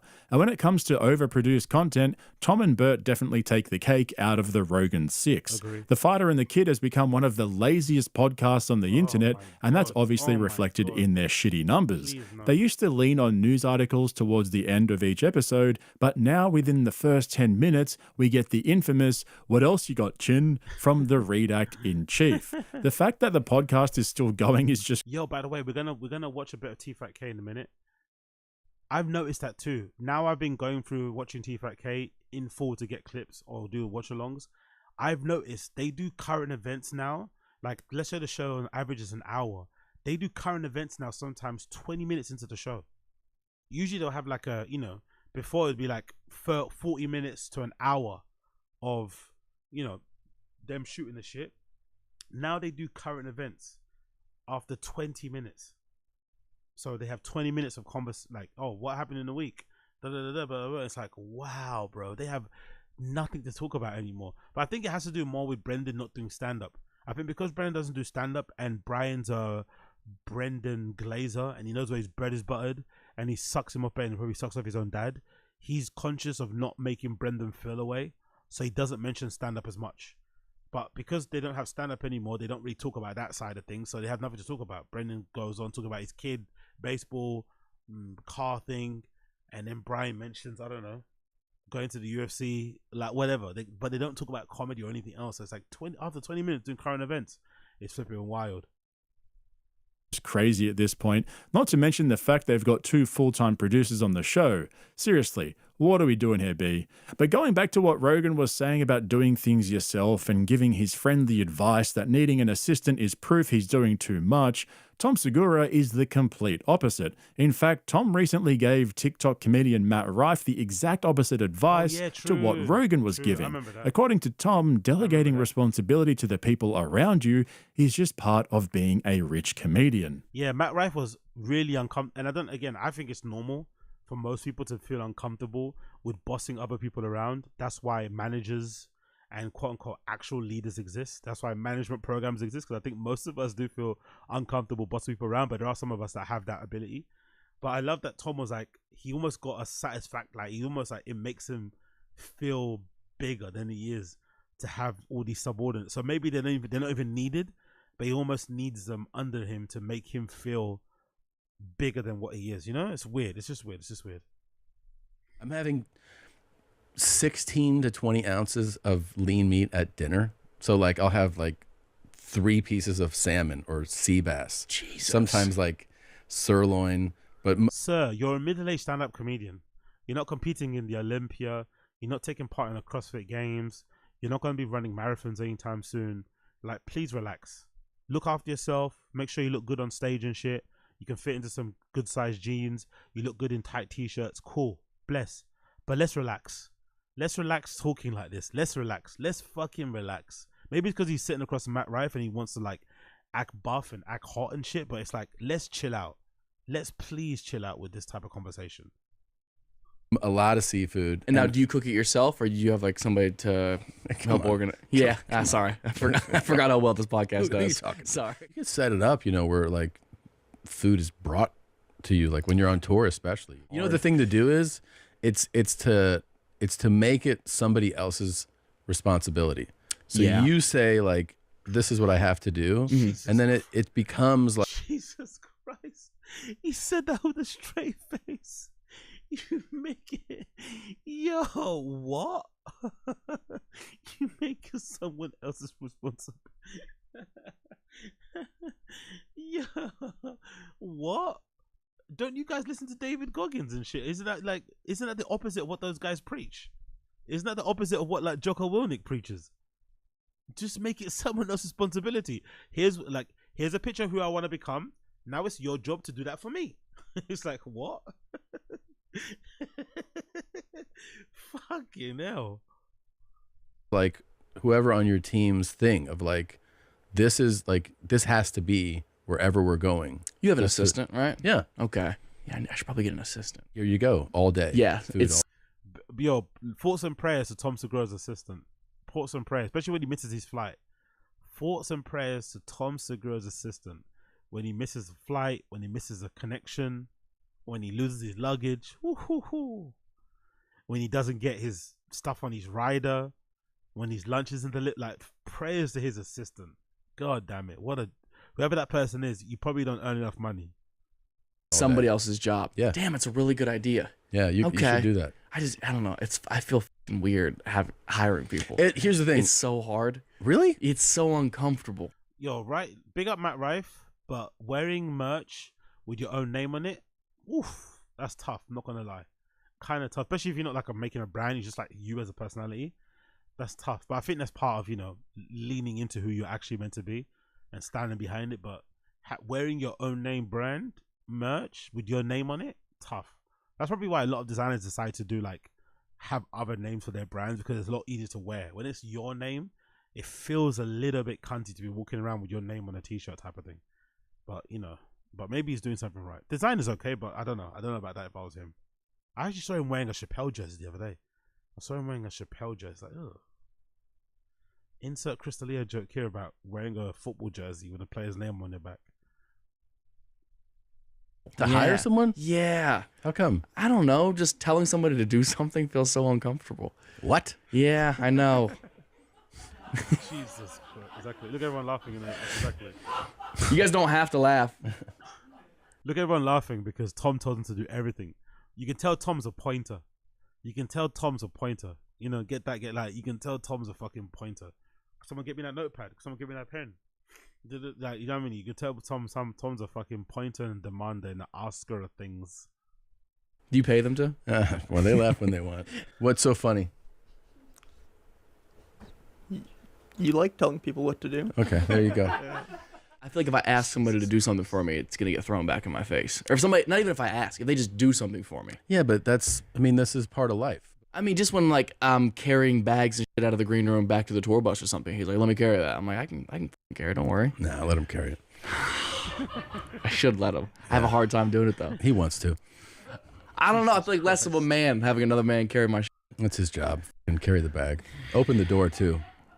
Yeah, there's not much security risk. I suppose you're right. It's fine. So I think it's clear that Rogan has a difference of opinion with his buddies, and the ironic thing... That's the thing as well. Like, just imagine that.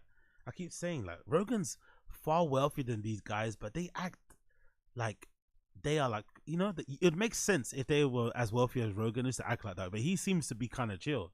He seems to not have an assistant, doesn't have people opening doors for him and shit, kind of does things on his own. But Tom is one walking around like he's fucking Ben Affleck. Can you imagine? Fucking wild, the things they pick and choose from Rogan to copy. It's funny shit.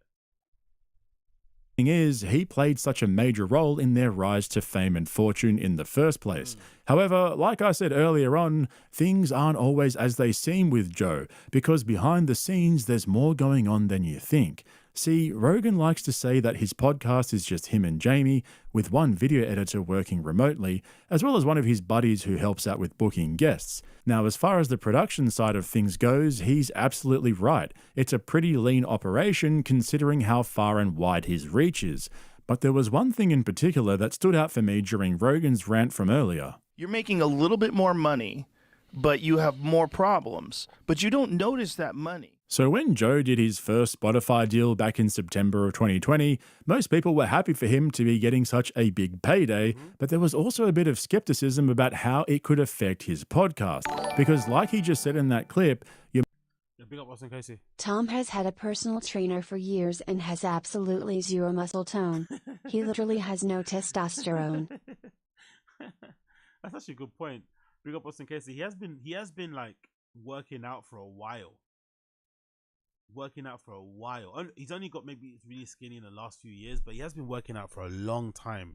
And the fact that he looks like that, like he's lost weight, but he doesn't really look like he's been, it's kind of concerning. I'd be concerned if I was him, Like, why do you look like that? Why don't you look like you're, about to explode out of your shirt? Well, go on. Big up AVH. Appreciate you. You do YouTube? Nah, I'm a beast of a business shark bee. It's all copium.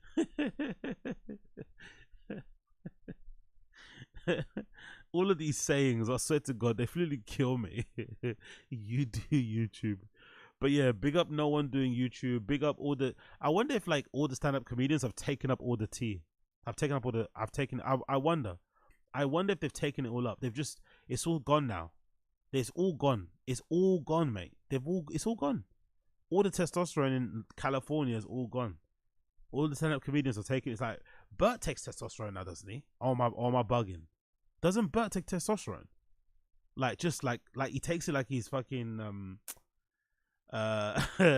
he takes it like he's taking creatine. I swear to God, I think I've heard Bert say he does testosterone. I was like, what? Fucking hell. You're making a little bit more money, but you've got more problems now, and you probably won't even notice the extra money anyway. And I think a lot of people don't realize how much Rogan was making off of YouTube and from his own sponsors before the Spotify deal. I must say, I remember, because I'm a long-time Rogan fan, I remember before he got the Spotify deal, people were estimating that he was making about 50 mil a year from JRE before Spotify. 50 mil. Let's see what he says. I've done the calculations here on this channel before, and my estimates were that he was already making between $50 and $80 million a year. So moving to Spotify for around Look at me with the knowledge. and $100 million a year at the time just made his life a little bit easier and took all of the sponsorship and ad deals off his hands. And I think the first Spotify deal was 200, wasn't it? Or no, it was. I think Bert leaked it and said actually it was 300, and then he got re-upped again for another 250 or something. Balling. God damn. No wonder the show's gone to shit, mate. No wonder the show's gone to shit. and gave them to Spotify. But ironically, his biggest controversy would come just after his move to Spotify. Spotify's under a ton of pressure. Didn't they delete some of your episodes? Yeah. Well, they did that. He doesn't like when people bring up. That's the thing I've hated about Rogan in later years. This avoidance of talking about these type of things that are clearly affecting the show. Like, we know it, you know?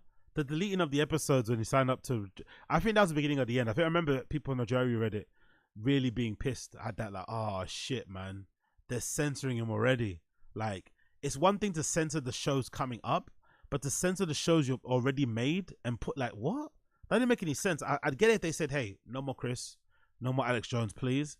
But to censor the shows that have already been done just because you're like, come on, bro. Like, it didn't make any sense. Really didn't make any sense. And that was really the beginning of the end, unfortunately. And they also were very apprehensive about certain guests that I had on, and there was, a lot of pressure from advertisers. There was a lot of pressure from different people. They were, like different artists like Neil Young and Joni Mitchell pulled their stuff, and it was touch and go. But again, over time, it showed that was all true. Isn't that exactly what Bro, surely if you've got the money, maybe that's a podcast I'm going to say, surely if you have the Rogan money, surely you can just, like, not care if some sponsors don't decide to, like, jump on your thing. Like, really, because really and truly, Spotify needed him more than he needed Spotify. So really, he could have probably called their bluff and be like, no, I'm not taking down those shows. I won't have them on if you don't want them on, but I'm not going to remove those shows because they kind of are the reason why I'm here. They form the bedrock of what people like about the show. If you don't want me to book flipping Marilyn Manson later on, or you don't want whoever else, fair. But I'm not going to delete the previous episodes. That could have been a way to go. But again, when it comes to money, that one thing one thing these guys are is very they're very what's your thing called? They're all very money minded in that regard, which is a good thing, I guess, in some regards, because their families are looked after. But they make a lot of their decisions based on the sponsors and advertisers, really and truly, I'm actually surprised. Maybe you guys can tell me in the stream chat if you listen to more comedy pods than I do. I'm actually surprised there isn't a comedy podcast that's like sponsored on Steak or like streams exclusively on Kick and stuff. I'm surprised that hasn't happened. Maybe I should do that. Maybe I should start streaming on there or something. I'm surprised no one's really kind of went that angle and really went full sellout mode, because those guys will probably put some bucks behind somebody, Like, I'm surprised there isn't a podcast out there that's like fully Steakified. There's not really a lot of them out there that do that type of thing. I don't really know who does that really. They're all kind of chasing the YouTube bag and the sponsor bag, but none of them have gone down the streaming, Kick, Rumble, Twitch type of thing. I wonder why. Rogan was talking about earlier, how if you bring on all these unnecessary people, they cause conflict when they project their own feelings into your work, etc., etc. I'll big up Asad Aziz. The Trump episode on Flagrant was sponsored by Steak. Okay, cool. And like I was just saying, maybe Trump is sponsored by Steak. Laughable, isn't it? Trump is sponsored by Steak. Honestly, I love American politics. He didn't need to do this deal in the first place. All it did was give him bragging rights and a little bit more money than he was making before, which is exactly what he was criticizing his buddies for. I think he justifies it. That's a good point, Coiler, actually. And Aiden will knock off any competition. That's a good point. I think I heard Academic speak about it the other day on a stream about how like all streamers are basically competing with all the kids on the other platforms and shit, like the Aiden Rosses, the Kai Cenats and stuff. The Astro Speeds, you're basically competing with that because everyone's sort of like watching live streams, so you're all competing for the same sort of audience. So that might make sense, but I don't know. I think there's a comedy audience out there that would probably gravitate to like a daily live show on those platforms. I think it would probably do pretty well. I'm not gonna lie. If they actually had a proper like, show that just worked on the daily, I think someone would obviously do it. Like, I don't know who, but I think it would work. I really am certain of it. It probably would work. It because they're not actual production staff, they don't report to him directly, and he doesn't even see them regularly. But for him to say it was touch and go for a bit there with the Joni Mitchell and Neil Young boycotts, plus advertisers pulling out and Spotify deleting over 100 episodes, yeah, that's pretty crazy, right? I mean, there would be a whole team of people over there. That's actually a good point, Z. Yeah, if there's just kids on there, none of them will watch them without trolling. That's the thing. Could they handle that side of things? Could they handle engaging with the, like, they all avoid comments, or they pretend that they don't hear them. Look at fucking Mark Norman and flipping, fucking Crack Amigo. That guy, when he hears his name, he fucking shits his pants. Do you think these comedians could deal with TTSs? Do you guys think they could deal with TTSs? Do you think they could deal with like crazy trolly, like sub bombs with mad names on it and shit? Do you think they could deal with that shit? I don't think so. I think they would cry. They would cry. Like, they would cry. Like, they would cry. I don't think they could handle it. I really don't. Like, exactly. Yeah, exactly. Big up, Z. They can't handle us on YouTube comments. Exactly. I don't think they could handle the stream chat, a massive scream. Like, oh, big up. You're right. That's a good point, actually. Big up, Z. Very good point. There who just work on Rogan's podcast. But there's another company that Rogan works with called Superbam that some of you may... What, should I turn my mic up? Okay, cool. Is it too quiet? Is it louder now? Big up Kirimaru Setsuno. Is it louder now? Everybody else can hear me? Is it low? Is it louder? Mic check 1 2. have heard of. They're the ones who go around stealing creators' ad revenue on behalf of Joe. They've had channels deleted before, and even just on this channel here, they've tried to take the ad revenue for a whole 20-minute video for just a 15 to 20-second clip. And I get why it's important for such a big podcast like JRE to have people making sure his content isn't being ripped off and posted as clips with no commentary, but there would still be a team at Superbam dedicated to Rogan's podcast as well.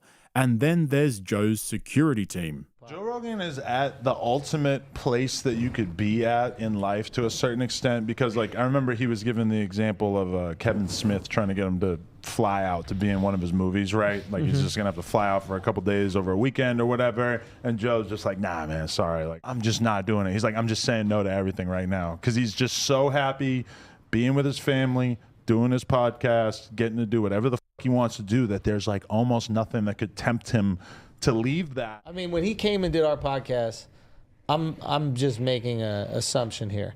It probably cost him tens of thousands of dollars. Because he flies private? I imagine he's flying private. He's flying multiple people there. He's flying security. He's taking a day off probably from doing his podcast. Yep. He's putting everybody up in... How can Schultz look at these pictures of himself and not think he looks better? Oh my God, big up Wesley Harris. You said, Zach, something I was about to say. You said, Zach, you read my mind. How can Schultz not see these clips of himself and not think he looks better like this? It's almost like the haircut he has now makes you hate him before he even says a word. Like, you automatically hate him based on his trim. Like, I wonder if the haircut is adding to the levels of hate people. Obviously, he can be a little bit obnoxious and annoying, but I wonder if the trim he has now, that flipping faux Hitler trim that he has now, like, is like, you know, making people hate him more. Obviously, he's doing it because he's trying to be funny and trying to be a comedian, but, and you know, people hate it, so it causes conversation. But at some point, it's like, bruh, you look better then. Like here, you looked way better. You're still going for this like wannabe Guido sort of like, you know, Aimé Leon Dior Kith-esque type of look, but he looks worse now and way more annoying, even though he probably isn't that annoying. You know, he's not that different to what he was back then. Fucking hell, please change your trim, I beg of you. Hotels, like, that's how, I don't know, he's just the man. He's the most Damn, generous that's fucking- damn. He's the I've realest never. motherfucker. Okay, Like, you can't say nothing bad about Joe. Remember, he has security that he Everybody. flies around. It's like everything. He's feeding all these guys. They're there in New York City at a very nice hotel, probably with multiple people he's got to get rooms for. Like 50 this grand is- at a certain point when you're living a certain way is not that much. I've always wondered why Rogan needs so much security. Like, I get Jiu-Jitsu black belt as well. I've wondered that too, by the way. Jiu-Jitsu black belt having that much security is kind of wild. He travels with more security than Conor McGregor. He was like a real party boy. He was out there, you know, blowing random, you know, women's backs out who aren't his wife or girlfriend, which causes issues, and also being a bit of a lad. He might need security, not even for him, to protect other people from him, you know? It's pretty wild, to be fair. It's pretty flipping wild. why he would need a bodyguard or something like that. Most big celebrities have one. I mean, Messi has one bodyguard with him all the time, but the way Schultz was describing it, it was as if Rogan has an actual team following him around all the time. We know he's got a bunch of ex-Navy SEALs at his fortress of a studio in Austin, which kind of makes sense for when he's got high-profile guests like Elon Musk or Donald Trump, for example. But don't those guys have their own security details as well? I've always wondered about that. It's not like he's going... Big up Assad Aziz. Jiu-Jitsu ain't gonna save the 5-foot man from that motherfucking fang. I keep it on me. What are you trying to say? Black belts don't stop bullets? You trying to say black belts don't stop bullets? Remember when I was on stream and I said I wonder if you could punch someone before they shoot you? How close would you have to get to punch someone before they could shoot you? How close? Could you get a single leg on someone before they blew your face off with a Glock? Could you potentially single leg somebody before they got a shot off? I think given the shootings I see online, especially on like the public freakout subreddit, given how like poorly trained a lot of like gun owners are and their lack of aim, I think a bunch of people out there who own guns, you could probably get a few licks off before they shoot you. Honestly, you just have to get the gun away from them. Just get them, a little bit discombobulated and get the gun away from them. But I think even if you give them a clear line at you, they probably still won't be able to shoot you. Like some people have terrible aim out here that own guns or don't know how to use them. Going to Brazil or South Africa, we're talking about going from Texas to New York. I don't know, maybe I'm missing something and he gets a bunch of credible death threats all the time. Big up Kirimaru. Watch out for the armbar. Not even, he's got a gun. It's an armbar. Watch out. He's sleeping in the armbar. Yeah. Who knows? But tell me this, what's the point of being a jiu-jitsu assassin with bows and arrows and a John Wick-style gun collection if you're going to just have a security team following you around everywhere? It just seems to me like Joe brags about having a small team, but on the outside, he's outsourcing a lot of the work that other podcasters do internally to other companies who have teams working on his podcast for him. And don't get me wrong, I'm not criticizing him for having all those people working for him on the outside. Come on, podcast queen. This is a bit nitpicky. Come on. Outsourcing somebody to do your clips for you, having Jamie, and then hiring Navy SEALs assassins to like make sure you can get through an airport without having to stop a million times to take pictures or just to protect, weird. Because I'd imagine Rogan's probably got the weirdest fans because he's just so big. When you're that big, it's impossible not to have weird fans. So, they just do creepy shit. So I guess you just need your security to kind of usher those guys away. I think that's money well spent, and it's very different from having like Golden Hour where they have like 5 members of staff for like a shitty show with Eric Griffin and Chris Lee and Brendan Schaub. Sort of the same thing. I think Podcast Queens has been a little bit nitpicky here, to be fair. It's more the fact that he's so critical of his buddies who have more direct staff than him, yet he's probably supporting 20 to 30 people indirectly through his business arrangements.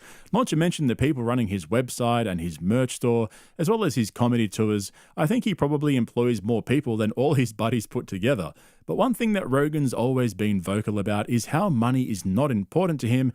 Okay, that's a good point. Good counter there. I see this SRDC's good counter. You think someone as disciplined as a Navy SEAL could learn to edit too? That's a good counter. I have said previously, like, a lot of these guys are quite privileged in a way that none of them can actually record or like upload their own shows. They need producers. Like, they couldn't do it by themselves, which is obviously a weird thing. I think a bunch of them have never really done it on their own.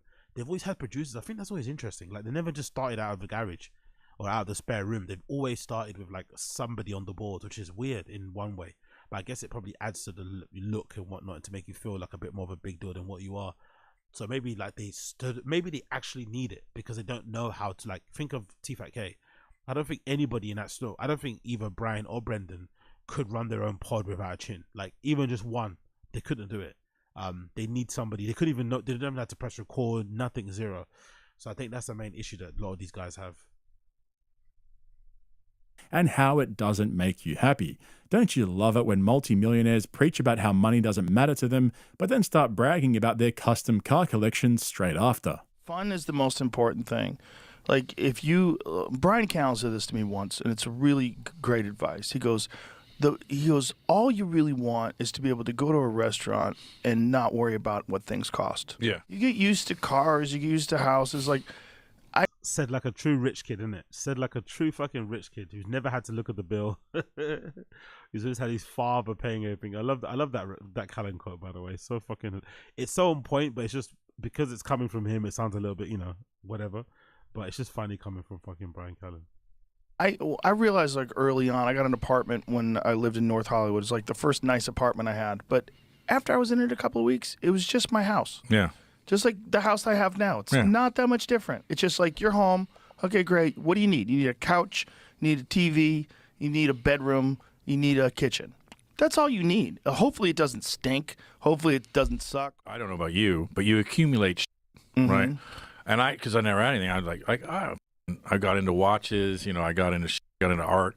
Then I got, like, I don't even drive. And I got Johnny Cash's car from 1969. What kind of car is that?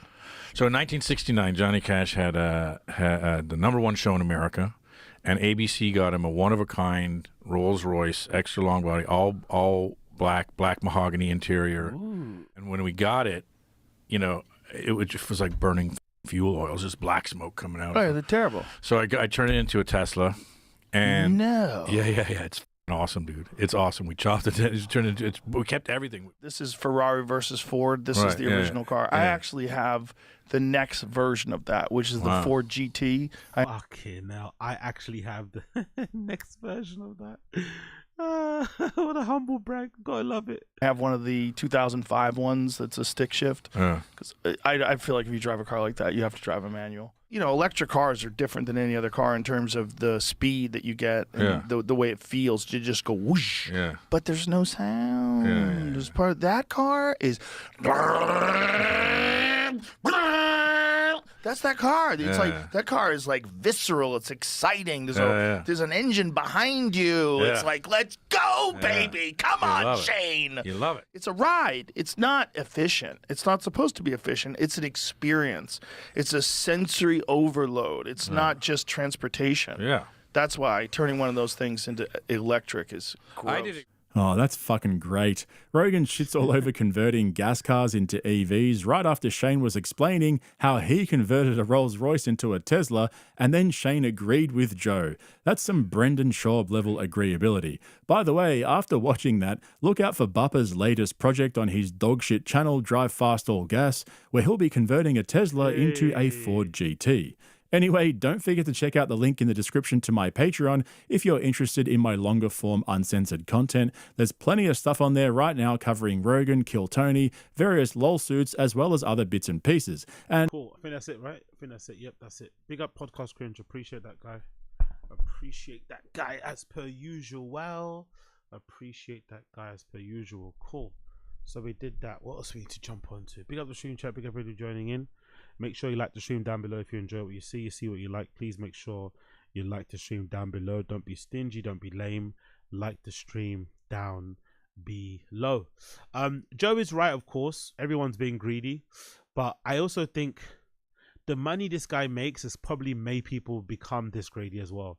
they've probably seen how much money he's made and they just want a piece of the pie. So it's hard to begrudge your friends for doing what they're doing. But I think a lot of them, and I've always wondered why, especially during this like podcast recession we're going down, why people haven't like slimmed down their teams a lot more. They've maybe hired and fired different people, but they've still got the same amount of people on their shows. I'm curious why it hasn't kind of just like, you know, completely gone away. The need to have like 1 million producers, like you only need one, maybe even two at most. Maybe one specifically to run the boards, like, or sorry, to run the camera flicking, switching, whatever, and maybe something else. But you could probably get away with doing one person's job. It's not that hard, really, you know. Podcast, and you could probably design a studio in a way. Yeah, big up what's in case. I appreciate you. But they also have podcast networks, so they need more people, right? Oh yeah, true. I forgot about that. I think the network thing has kind of died, though, isn't it? I think the network thing has kind of died. I think so. I think the whole network thing has kind of died. Maybe, I'm not too sure. I've always wondered why they didn't just like, maybe it's just a bigger cut. I've always wondered why didn't, instead of Gas Digital existing the way it does, why not just have like a platform behind a paywall, like a Patreon, where all the content lives, so you don't have to run your own site in terms of having servers upload. I've always wondered why Lucio Gomez did it that way. Maybe because when he started Gas Digital, there was no Patreon. But why not just use a Patreon and just put all your Gas Digital-esque content behind the paywall that way? So if people want to watch other things, they can just watch it on there. You know, instead of having another site that you manage, hosting, servers, all of this shit. It's a lot of money, man. Like a lot of fucking, because I imagine they don't host it on Vimeo. It's like uploaded onto like another fucking server platform, and those things, you know, data bandwidth wise, it's a lot, man. I remember working for a company and they kind of specialize in that sort of thing. Like they charge a lot of money for that shit. But I'm sure there's a reason behind it. But yeah, podcast networks probably need to have it, probably. And maybe the real truth about it is that a lot of these podcasts actually have investors. Maybe that's what they don't tell us. Maybe the truth about it is that they have investors. They're much like, you know, much like a startup that raises money. It's almost like a poison chalice. You know, a startup raises money, which allows it to kind of expand and do more interesting things. But then the board, the investors start to demand more. They want to see growth. They want to see more employees. They want to see more products, more services. They want to see, you know, just you opening offices in different locations around the world, blah, blah, blah, blah, blah, blah. So that kind of just puts more strain on what you do and maybe dilutes what you do and maybe just makes things worse over time. So maybe a lot of these podcasts actually do have investors that we have no idea about. Exactly. Big up Game of Football, silent partners. Exactly. That's probably where the pressure's coming from, to have like people behind the cameras looking like they're doing something, because it makes it look like you're running a little media empire. Who knows? Who freaking knows? Not me. Not me. Anyway, let's continue. Let's continue. Let's talk a little. We have to talk about this. We have to. Papa cried. I'm happy to see there's some dislikes on the video here. 224 dislikes, not enough for me. I hate people crying on camera personally. I think it's very redacted and embarrassing, especially when you can just edit that stuff out. Like getting on live stream to purposely cry, recording yourself crying is redacted shit. And I also don't like this version of crying that Papa does, where he reads something or he sees something really sad, and in an effort to try to make himself appear human and appear normal, he starts to cry. And it's like, bruh, it's not that deep. And if it was that deep, just go and help the person anyway. But anyway, I'm not going to spoil it. This is Baba talking about the Shane Carwin thing. So if you're not familiar, earlier in the week, there was this doing the rounds, which is former champion pushes for UFC lawsuit settlement, cites urgent need for financial medical aid. So it says here in the latest update on the ongoing LEV Zuffa lawsuit, there have been declarations written by former UFC fighters that are all involved in the case. The declarations talk about how they've been affected and whether or not they're against a proposed settlement fee of, oh, for goodness sake, is that another flipping the ad block thing? Oh yeah. Sorry, I think I pressed the wrong button there. Apologies. Bish. Go back to the article before you continue. Then we go to see what thing we were saying in the first thing. Bear me 1 second though. There we go. Honestly, some of these sites with the ads, I've got like 2. Look at the amount of ads. Look at this. I've got 2 ad blocks open at the moment, or working, and so far they've blocked 568 on this website alone. 2 ad blocks separately. God almighty, man. The declarations talk about how they've been affected and whether or not and whether they're for or against the proposed settlement of 375 million over the case continuing and why. There could be more money in the settlement if the lawsuit continues, but that comes at the risk of not being reached at all. In the declarations posted by John S. Nash, a former UFC champion, passionately against the idea of the lawsuit continuing due to the serious concerns. And obviously Shane Carwin said what he said regarding it. Let's just actually react to what Brendan said. Let me not do the Shane Carwin thing, because it's probably more fun to just see what this guy actually said, because the way he was crying was fucking ridiculous. So let's actually go to see what Brendan said. Where is it? There it is. All right, this one here. So this is the latest episode of Schaub Show where Brendan starts flipping, crying. So bizarre. This is John Jones talking about potential brain issues. I'll just play it for you.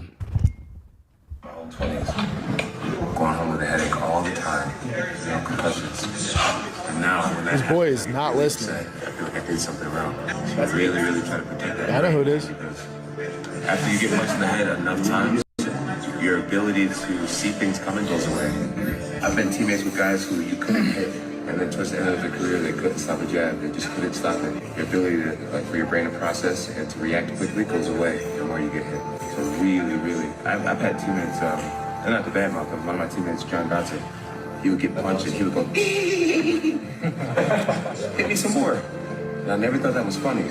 He ain't lying, man. Especially back in the day at Jackson's, at TKO's, at Grudge. Like, we had some wars. And, Shane recently came out, Carwin, who was, like a brother to me. And Shane's struggling, man. That's my main training partner, main training partner. And I know he's been struggling with some issues for a while now. And behind the scenes, we've been trying to get him help and stuff like that. I don't like that sort of stuff because it's almost... I don't know, there's something patronizing and almost like saying a bit too much in front of camera about this sort of stuff. If you're really helping this person, because from what I understand, haven't Shane and Brendan fallen out?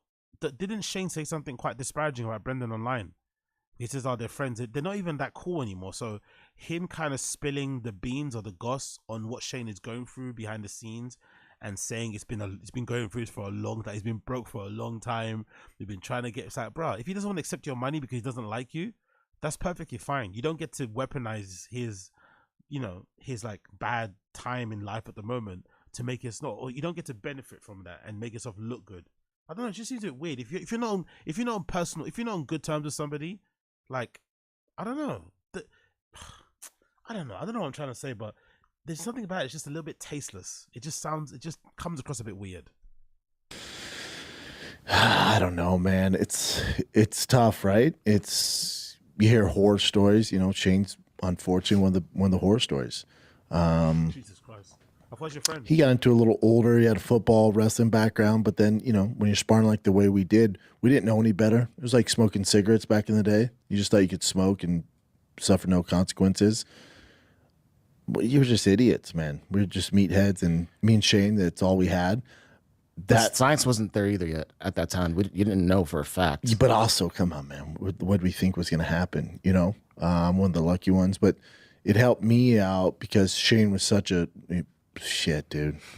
I'll argue with anyone. Hardest hit in the UFC of all time, Shane Carwin. If he hit you flush, it was fucking trouble. He knocked me out in training. Right before I fought Ben Rothwell, he knocked me out. So I'd be like, oh, I don't have a chin. No, you don't know the story. I got knocked out 4 days before that by Shane Carwin. But you still don't have a chin, though. If you're getting knocked out in training, and isn't that still like, why are you like not accepting that you don't have a chin? It's perfect. Some people just don't have chins, or maybe your chin was already, gone by the time you got to UFC because of these wars you were doing in training. But that's the definition of not having a chin. You're getting knocked out in training, bro. Like, training should not be the same level of intensity that is fighting under the lights in the UFC, isn't it, really? But hey, what do I know? When I fought Nogueira, he knocked me out in that camp. Those are the most memorable ones. And then he knocked me out when I fought Mitrione, and I won that one, So it's hard to tell. He knocked you out that many times. Dear heavens. Mm-hmm. And in training. Here's the thing. I would zip and zag, 1,000 times. And then one time he'd catch you, hit so hard you paid for I always wondered, right? Why didn't Brendan have a more grappling, jiu-jitsu, wrestling style if that's always been his forte? Because he's never looked good at striking, innit? He's kind of unathletic and a bit uncoordinated. But when he wrestles, he does look a lot better. When he's on the ground, he does look a lot better. I wonder why he never went for that style. Is it because of just the way the UFC is like done, where they sort of reward more the swanging and banging types? Is that why? I wonder why he didn't go the rest, just like, fuck it, I'm just gonna take you down. Like, why did he try to like stand up? Or maybe because when he was early started, he did have quite a decent knockouts and shit in it. I wonder why he didn't go the wrestling route. Because he's big already. You'd imagine, you know, I've seen, I don't know if he's got high level jiu-jitsu and shit, but I'd imagine at heavyweight, you know, you don't really need that high level, I don't think, because a lot of guys there are going to be swinging and banging. Again, I'm a casual, so please forgive me. But I'd imagine most guys at heavyweight probably don't have good level of jiu-jitsu anyway. So if you're decent and you got good grappling, wrestling, you could probably fuck up a lot of people. But if your striking isn't good, like there's some guys in, you know, heavyweight who like move around the octagon like they're lightweights or middleweights. You know what I mean? You're going to be in real trouble. So maybe that's I don't know. I wonder why he never did that. For it. But it helped me, you know, avoid punches, and that's why I was lighting my feet. Like, oh, he's an athlete. Now I'm fucking terrified. So big up, yeah, exactly. Every gym experience he's had seems like fighters have teams as family. Weird that Brendan has no friends from there. Exactly, very, very weird. He seems to have been in all these camps, all these whatever, but none of these guys are really cool with him like that. You know, none of them really speak that well of him really like that. It's interesting, isn't it? I wonder if that's anything to do with him as a person, or who knows. I had to have good footwork, you know. I had to have good footwork, and I was elusive, and that's all because of Shane. He was like a brother, man. Love that dude to death. Now he's suffering from it. You know, it came out, you know, in this. Yo, big up Abe. He took joy in knocking over the Hill Legends, hurt sparring partners through a roommate into a window. He's naturally a bully. He fought in the era where they fought to hurt each other, not just, very good, not just to win. That's a very good point. That's a very good point. He did come up in the era of like bullies, innit? Like MMA, UFC bullies, the type of people that would never, like, even if you tap, they're not gonna let go. You know, like they'll take a while to really kind of hold that sub in and really try and hurt you, really try and, you know, really try and make you leave that octagon in pain. You know, really put something on you type of era. That's a very good point. Antitrust lawsuit, you know, he's part of it, and Shane's paid a dear price. You're talking about one of the smartest guys to ever fight in combat sports. When he fought Brock Lesnar, he was still I think some sort of engineer. I don't get it wrong, but he's an engineer for the city of Greeley, and you know, making six figures. And Dana called him. You know, I'm not saying anything I don't think he has said, but Dana called him and was just like, "Hey man, you gotta quit your job. Like, it's such a bad look. We're doing the countdown show and you're working a full-time job." And Shane was like, "Absolutely not." And he's like, "What if we paid you this amount of money?" He's like, "No, man, because fighting's so short-sighted. It's so, the career's so short. Like, I this is how I, you know, insurance for my kids and for my wife, and it's how I pay the bills." And he's like, he refused to. And because of the way that we trained, because we were meatheads, we didn't know. You know, even the coaches, you know, we'd spar twice a week, sometimes 3 times a week, like all out wars. And because of that, you know, Shane, you know, he can't even keep a job, dude. It's that bad right now? Come on, man. Like, hopefully we see this in the fucking statement. But if he's revealing things that Shane hasn't said himself, god damn it. Like, you don't even talk to this guy and he's revealing stuff about you that he knows behind the scenes because he knows similar people. It's like, god damn it, you guy. But also, I think a lot of this reaction that Brendan has with Shane Carwin, I think comes from him looking at Shane and looking at who he could have been if he didn't have Rogan. He obviously would never say that because obviously he's a narcissist and shit. But I think he knows kinda deep down, if he wasn't Rogan's friend, if he didn't meet Brian Callen, his career could have ended up like Shane Carwin's, you know, because he kind of sees Shane Carwin as being less than him. I don't think so, but let's go from Brendan's side of things. He thinks he's sort of like in a better place than Shane Carwin because he's got cars and his house and all his podcasts and shit. Even though most of it's just to keep kind of, you know, keep the bills paid and keep his wife's lifestyle the way it is and shit, and put his kids through private school. So it's almost like he's kind of beholden to these pods because it funds his flipping lifestyle. He can't take a day off and shit. But I think he knows, like, for real, like, you know, the things that Rogan has done for him, it's really changed his life, because he would have, you know, there's no way Brendan's Brendan without Rogan and Callan. Like, I'm not accepting that in that narrative in the slightest, especially considering how redacted and, you know, terrible the shows are, unfortunately for him. Yeah, he went from being a engineer, and also, you know, exactly, big up a summer moment because he wants to be viral. Yeah, somebody said it in the Fighting the Kids subreddit. Somebody said a prediction. I forgot who it was. I saw a post. Somebody made a prediction post that he's gonna go down this route of like having loads of these viral moments, going crying, and we've had quite a few so far. We've had the thing about his daughter going to hospital. We had the viral moment where he's crying about Brian, right? We had the nuts thing. What else I'm trying to think about? Viral moment crying about his kid's baseball thing. Like, there's been quite a few crying viral moments in the last 18 months. Someone mentioned it in the fucking Reddit before it happened. I was like thinking, fucking hell, these guys on the Reddit are fucking, like, literally Nostradamus type shit out here. Like, they were predicting, like, it's crazy. And now we've kind of getting it, and it's like, you know, purposely getting in front of camera and, like, you know, like sobbing about these type of, and the things he's sobbing about, it's like, bro, you're not friends with this guy anymore. Like, I don't know, whatever. No. He can't be a bouncer at a fucking bar. What the fuck? Yeah. He can't. So that's what you're dealing with, you know? How does he know that? Shane's in the thick of it, man. There's nothing we can do. There's nothing we can do. You could maybe stop sucking Dana's the nuts so badly, and maybe start going back to what he said before about fight and pay. But because now he wants to be in Dana White's good books, he doesn't say nothing. Dana White probably gambles more in one day than Shane Carwin's probably made in his entire career fighting. Not even in UFC, fighting. I bet you. He's probably made Dana's like, so it's like the onus should always be put on the UFC. Like, why don't they just pay people? Like, the Shane Carwin is different because obviously his time has gone past, but the guys out there now, the Shane Carwin, I don't know how you deal with that, how you kind of, you know, retroactively sort those people out. I don't know. That's not something that I've ever thought about. But I think nowadays, just like, why don't people just have base salaries? Like, why do people have to fight to earn their money? Like, they're signed to the UFC. They're UFC fighters. They can't fight in other leagues. They say it's just an opportunity, but you won't let me go fight in the PFL if I can't get fights in the UFC. I have to fight in the UFC. Cool. Then pay me a salary. Pay me a base salary. No one's saying it has to be something exorbitant. Like, just something, you know, that can fucking pay my bills. And then obviously if I want to earn more, I didn't have to go and hunt while I kill. I have to go, you know, eat while I kill, sorry.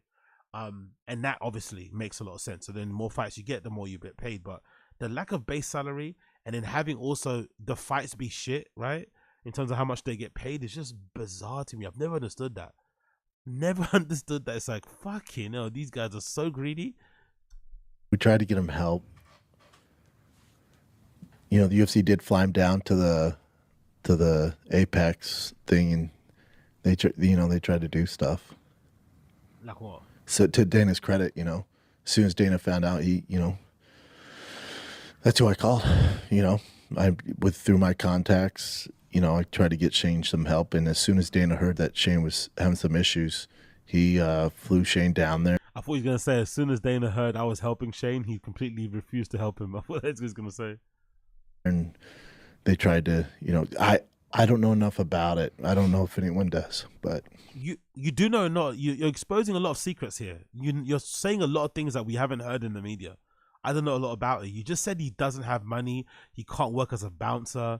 He's struggling to hold down even a regular job, packing bags. Like, you've said a lot already. Fucking hell, bro, man. Like, even if you're my friend and you're saying this in public, I'm going to be mad. If I don't talk to you anymore, shut the fuck up. Like, huh? He's the worst of the worst right now. And that was a guy who, terrible. One of the smartest people you've ever met, too, you know. We used to laugh. God, we're idiots.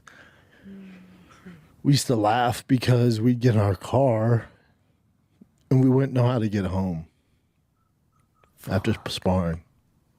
We'd call each other and laugh. And thank God I'm all right, you know? All right. Thank God you're all right. Have you heard how you pronounce draw? Have you heard how you pronounce draw? Have you heard how you mix up chairs instead of cheers? Thank God I'm all right. Thank God I'm all right. Yo, the lack of self-awareness is absolutely shocking. Thank God I'm all right. I don't know, bro. Even this emotional crying, this must be a thing about CTE also, right? These mood swings. Or maybe it's an Addy thing, I don't know.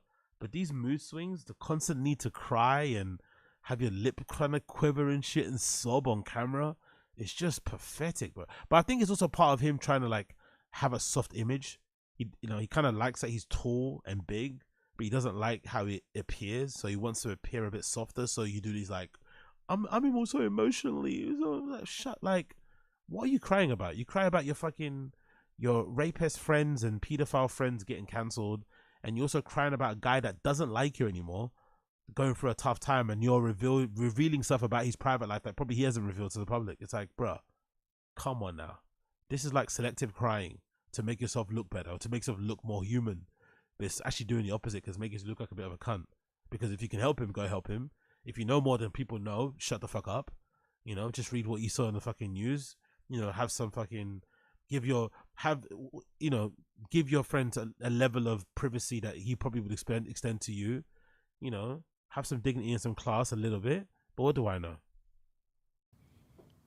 Somewhat all right. I don't know. Who knows? Who knows? You know, I talk for a living. I do a lot of creative stuff, which I think helps me delay whatever's headed my way. Creative stuff. I talk for a living. Do you think that's why he does all these pods? Because secretly he thinks it's going to help him not get CTE. That's why he's drinking 1 million coffees and doing 1 million pods and shit and drinking rain. Because he thinks it's going to help with his CTE. And stuffing nicotine pouches in his mouth. Because he saw one study on TikTok that said it helps. Yo. I don't think it works like that. I'm not going to lie. It's almost like wearing a hard hat at a building site. If something drops on your head from a height, no matter what it is, it's going to do some damage, you know? I don't think a little plastic hat is going to really help. You know, it's going to do something, but it's not going to really, really help, is it? This guy thinking he can reverse it. Some of the knockouts that he got were brutal too. Plus everything he did in training is like, and also being redacted from the start anyway, because I don't think he was ever a smart guy. I think Brendan probably is like Bert Kreischer level of intelligence. So he was never going to be, Who knows? But for Shane, he was older. Big up Asada Z. It's like drinking milk after you break your bones. Yeah, it's like fucking eating carrots after you've gone blind. And also, there's this thing. Also, I mean, Shane did it where you can check sort of genetic capability if you're more prone to concussions. And I had the whatever it is, the marker that showed that I'm not, that I can handle concussions. What? Obviously. How did I know he'd say that? How did I know he'd say, I did a test that, and he'd always say, but obviously I'm not, I'm special. It's like, obviously, yeah, really. Okay, buddy. How did I just know he'd say that? He would never just be like, oh yeah, cool. Even though I showed markers for concussions, I was still able to kind of come back from it. That's why I do all these. I mean, like, no, obviously I was special. Obviously I scored out of the,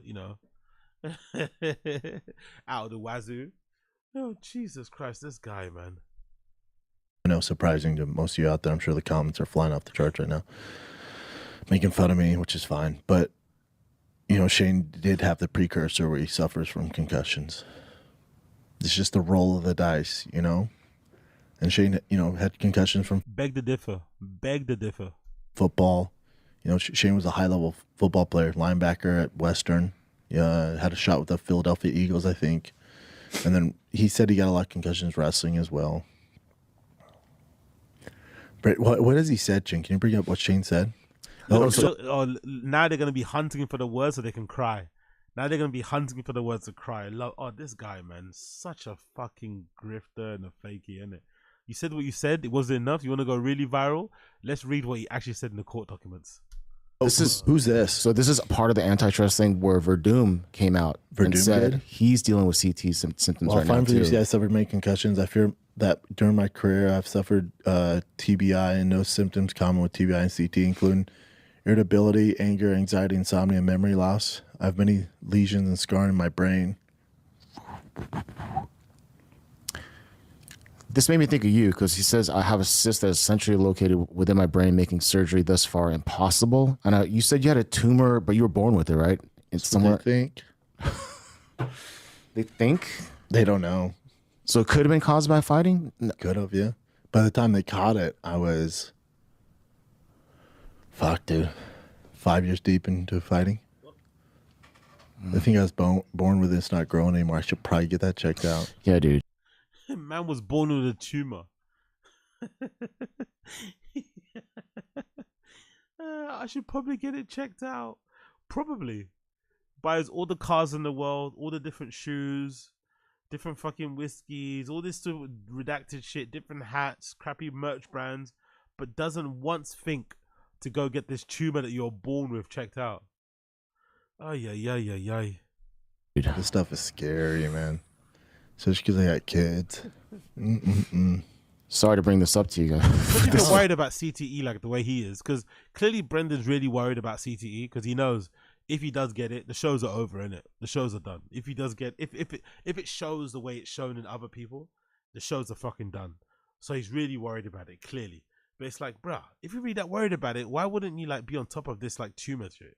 Just get it sorted out. Why are you just leaving it? You know, like fucking hell. It's important that we don't talk about it. Like we talk about, even I do. It's like, oh, there's a fight night this Saturday, not a great card, and we skim over it. No, hold on. There's a fight night this fucking Saturday, and I know there's not huge names on it. There's guys on there that are gonna be like this. But then you're the one defending Dana, who's the reason why it's like this. Yo, big up High Def, appreciate you. Big up High Def, appreciate you. Big up High Def. But the reason why people don't like this guy is because of stuff like this. Just call out the Dana shit. Call out the Dana shit. Come on, man. But he wants to be back in Dana's good books. He wants to suck him off so much. So it's like, oh, yeah. And I wouldn't change anything. That's what's fucked up. I wouldn't change anything. My life's fantastic. Yeah, I know what you're saying. But of course you wouldn't change anything. You met Rogan and you met Brian Callen. Why would you change that? Why wouldn't you change that? Of course you wouldn't change your career because that allowed you to meet Brian Callen and Joe Rogan. Come on, of course not. If those other guys could have met those guys, they could have been just as famous as you. I'm sure. That's probably why a lot of those UFC fighters might have hated him in the beginning, because he was able to do that. Do you know what I mean? That shit. This guy's fucking redacted and he met Joe Rogan and Brian Callen. What a fucking level up. people are like, oh, you're hating on the UFC. I bleed the UFC, man. You know, it's all I do. You know, I love the UFC and all the opportunities they've given me. But when I talk about fighter pay and compensation, there's not enough money in the fucking world.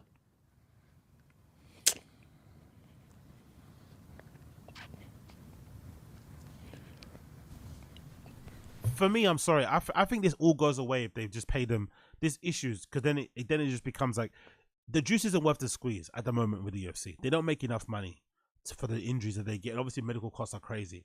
But if you pay these guys a base salary and then they can earn more if they fight more during the year, then it's up to them. Then it's down to them. Then it's a risk that you're willing to take to kind of further your career. You're playing more. You're fighting more, which probably makes you more susceptible to getting hit more, which makes you susceptible to obviously suffering injuries and shit and having brain damage, CTE, whatever it may be. But the fact that there's no base salary and then they have to fight to earn any money is just wild. And they're putting themselves on the line that much consistently, sometimes fighting like, you know, every couple of months, if maybe shorter than that, is wild to me. Absolutely wild. And then you're also dangling this fucking knockout bonus thing over their heads. I don't know. The UFC is run crazy, man. Crazy. It's just honestly to bend. There's probably people that work at the UFC headquarters. Like there's probably a marketing manager. There's probably an office manager, a receptionist that makes more in a year than the UFC fighter does. Think about that. Imagine there's a marketing manager, an office assistant who makes more than the UFC fighter makes in a year. Wild. Like Vince McMahon. It's like, remember Vince McMahon, that meme? He's all. Yeah, big up King Bayo with the sponsors too. If you don't want to pay them a base salary, allow them to have a section of their shorts or their kit where they can have their own sponsors. Doesn't even have to be the whole kit if you don't like it, because I think Dana doesn't like the whole like shorts covered in sponsors. Just have one section of the shorts where it has the the sponsor logos on it. And then obviously if you're a fighter, you can then go and reach out to sponsors, and then that's how you earn your money. But you can't even do that. You can't even do that. You can't wear your own trainers. Like, it's fucking wild, bro. Wild. Big up NJ Ranger. Rolganites when CEO they don't know. Rolganites when CEO their boys with. Yeah, exactly. Exactly. Big up NJ Ranger. There's not enough money in the world. If you ask Shane Carwin if he could do it again, if you give him $1 billion. Big up Wesley Harris as well. Yeah, the fighters don't care enough. Like if we can't do nothing for these guys if they don't care enough to really strike or to unionize. Yeah, I mean, we can keep shouting, but these guys don't give a fuck, and they love to bootlick. There's this guy recently that said, "Oh, John Jones is my favorite fighter," and fucking Dana White gave him a deal. You know, recently, like all these, like whatever, the ones that make the most money don't give a fuck about the ones at the bottom. Whatever, who cares?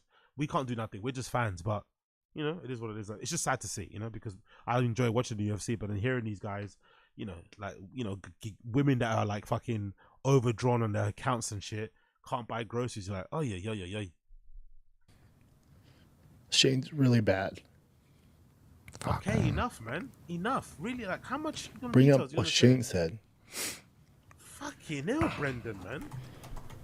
Honestly, Shane's really bad. I was talking to his wife the other day, and she literally asked my wife for like $50. Like, Shane's really suffering. Like, honestly, I think I saw him on the streets actually asking for money, like outside the comedy store. Like, Shane's really bad. Obviously, I don't want to speak out of turn, obviously, but Shane did come around my house asking for rice. Like, whoa, bro! Like, keep this between us. Like, what's the deal?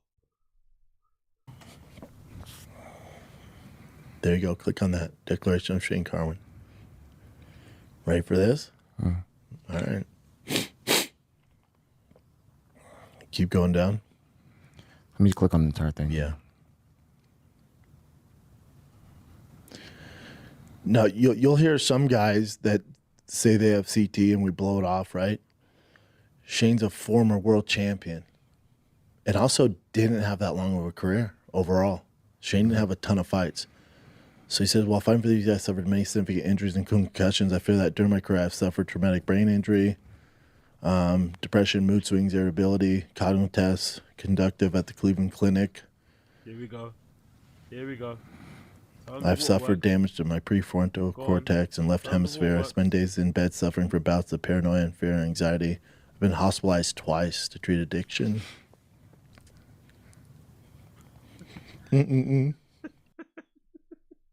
Why is he fighting so hard not to cry? He's fucking hilarious. This guy is impossible, honestly. Impossible.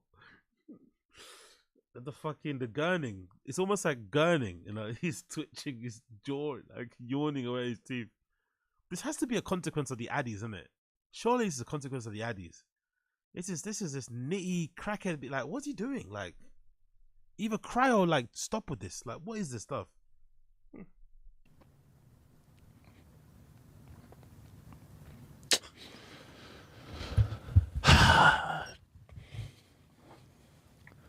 Here, stay there. Go up. Ready for this? In actuality, the way he reacted to Chris, it should be how he's crying about Shane Carwin. If they're actually as close as he said they were, training together in the same gym, blah blah blah. Look at that screenshot; it's a fucking crazy one. But he should definitely be crying about Shane Carwin the way he cried about Chris D'Elia. Chris D'Elia, you know, allegedly a PDF, and he's crying about him like that. It's like, bro, get a grip. Shane Carwin actually deserves those tears. Those tears, you know, he really does deserve those tears. Despite, no, it's so hard for me to get through. Fuck. It's so hard for me to get through. I'll get there. Hold on.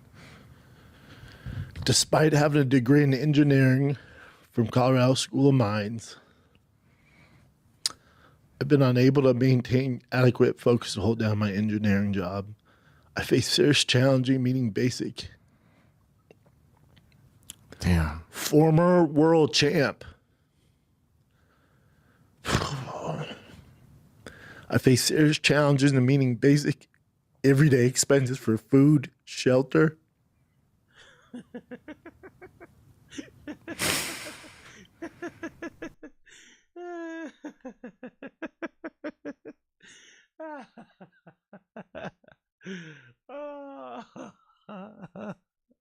I'm sorry, man. When it comes to crying, I have none, man. Man ain't cried in fucking 10 years or something, or maybe more. I have none, bro. I have none. Relax, bro. Relax. This guy ain't even your friend anymore. You don't talk to him that much. You fucking made it. You feel like a better than everybody anyway. Now suddenly now the waterworks come out. Like, fuck out of here, man. Fuck. Yeah. He has kids.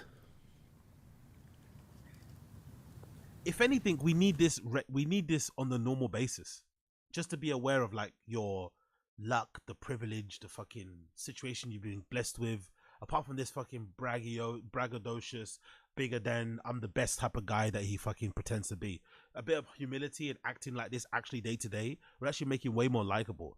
Being the fucking, acting like your shit don't stink and you're the biggest thing since sliced bread.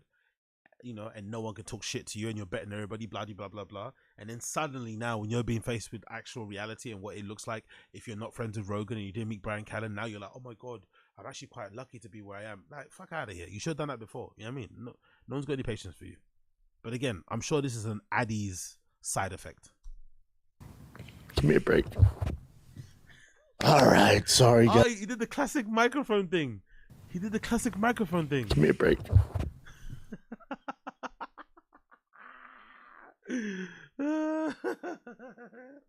Honestly, I love this guy. I love this dude. Okay, wait, what you call it? Bear with me one moment. I've got to go downstairs and pick up some food, so I'm gonna pause the show for now, and I'm gonna come back on the other side. Okay, bear with me just two. Actually, you know what?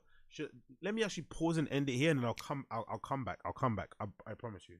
I gotta go pick up some food now. I'm just getting text at the moment. So let me come back. I don't want to let things run because I want to watch the other side of this. I love this. Bear with me. Look at his face.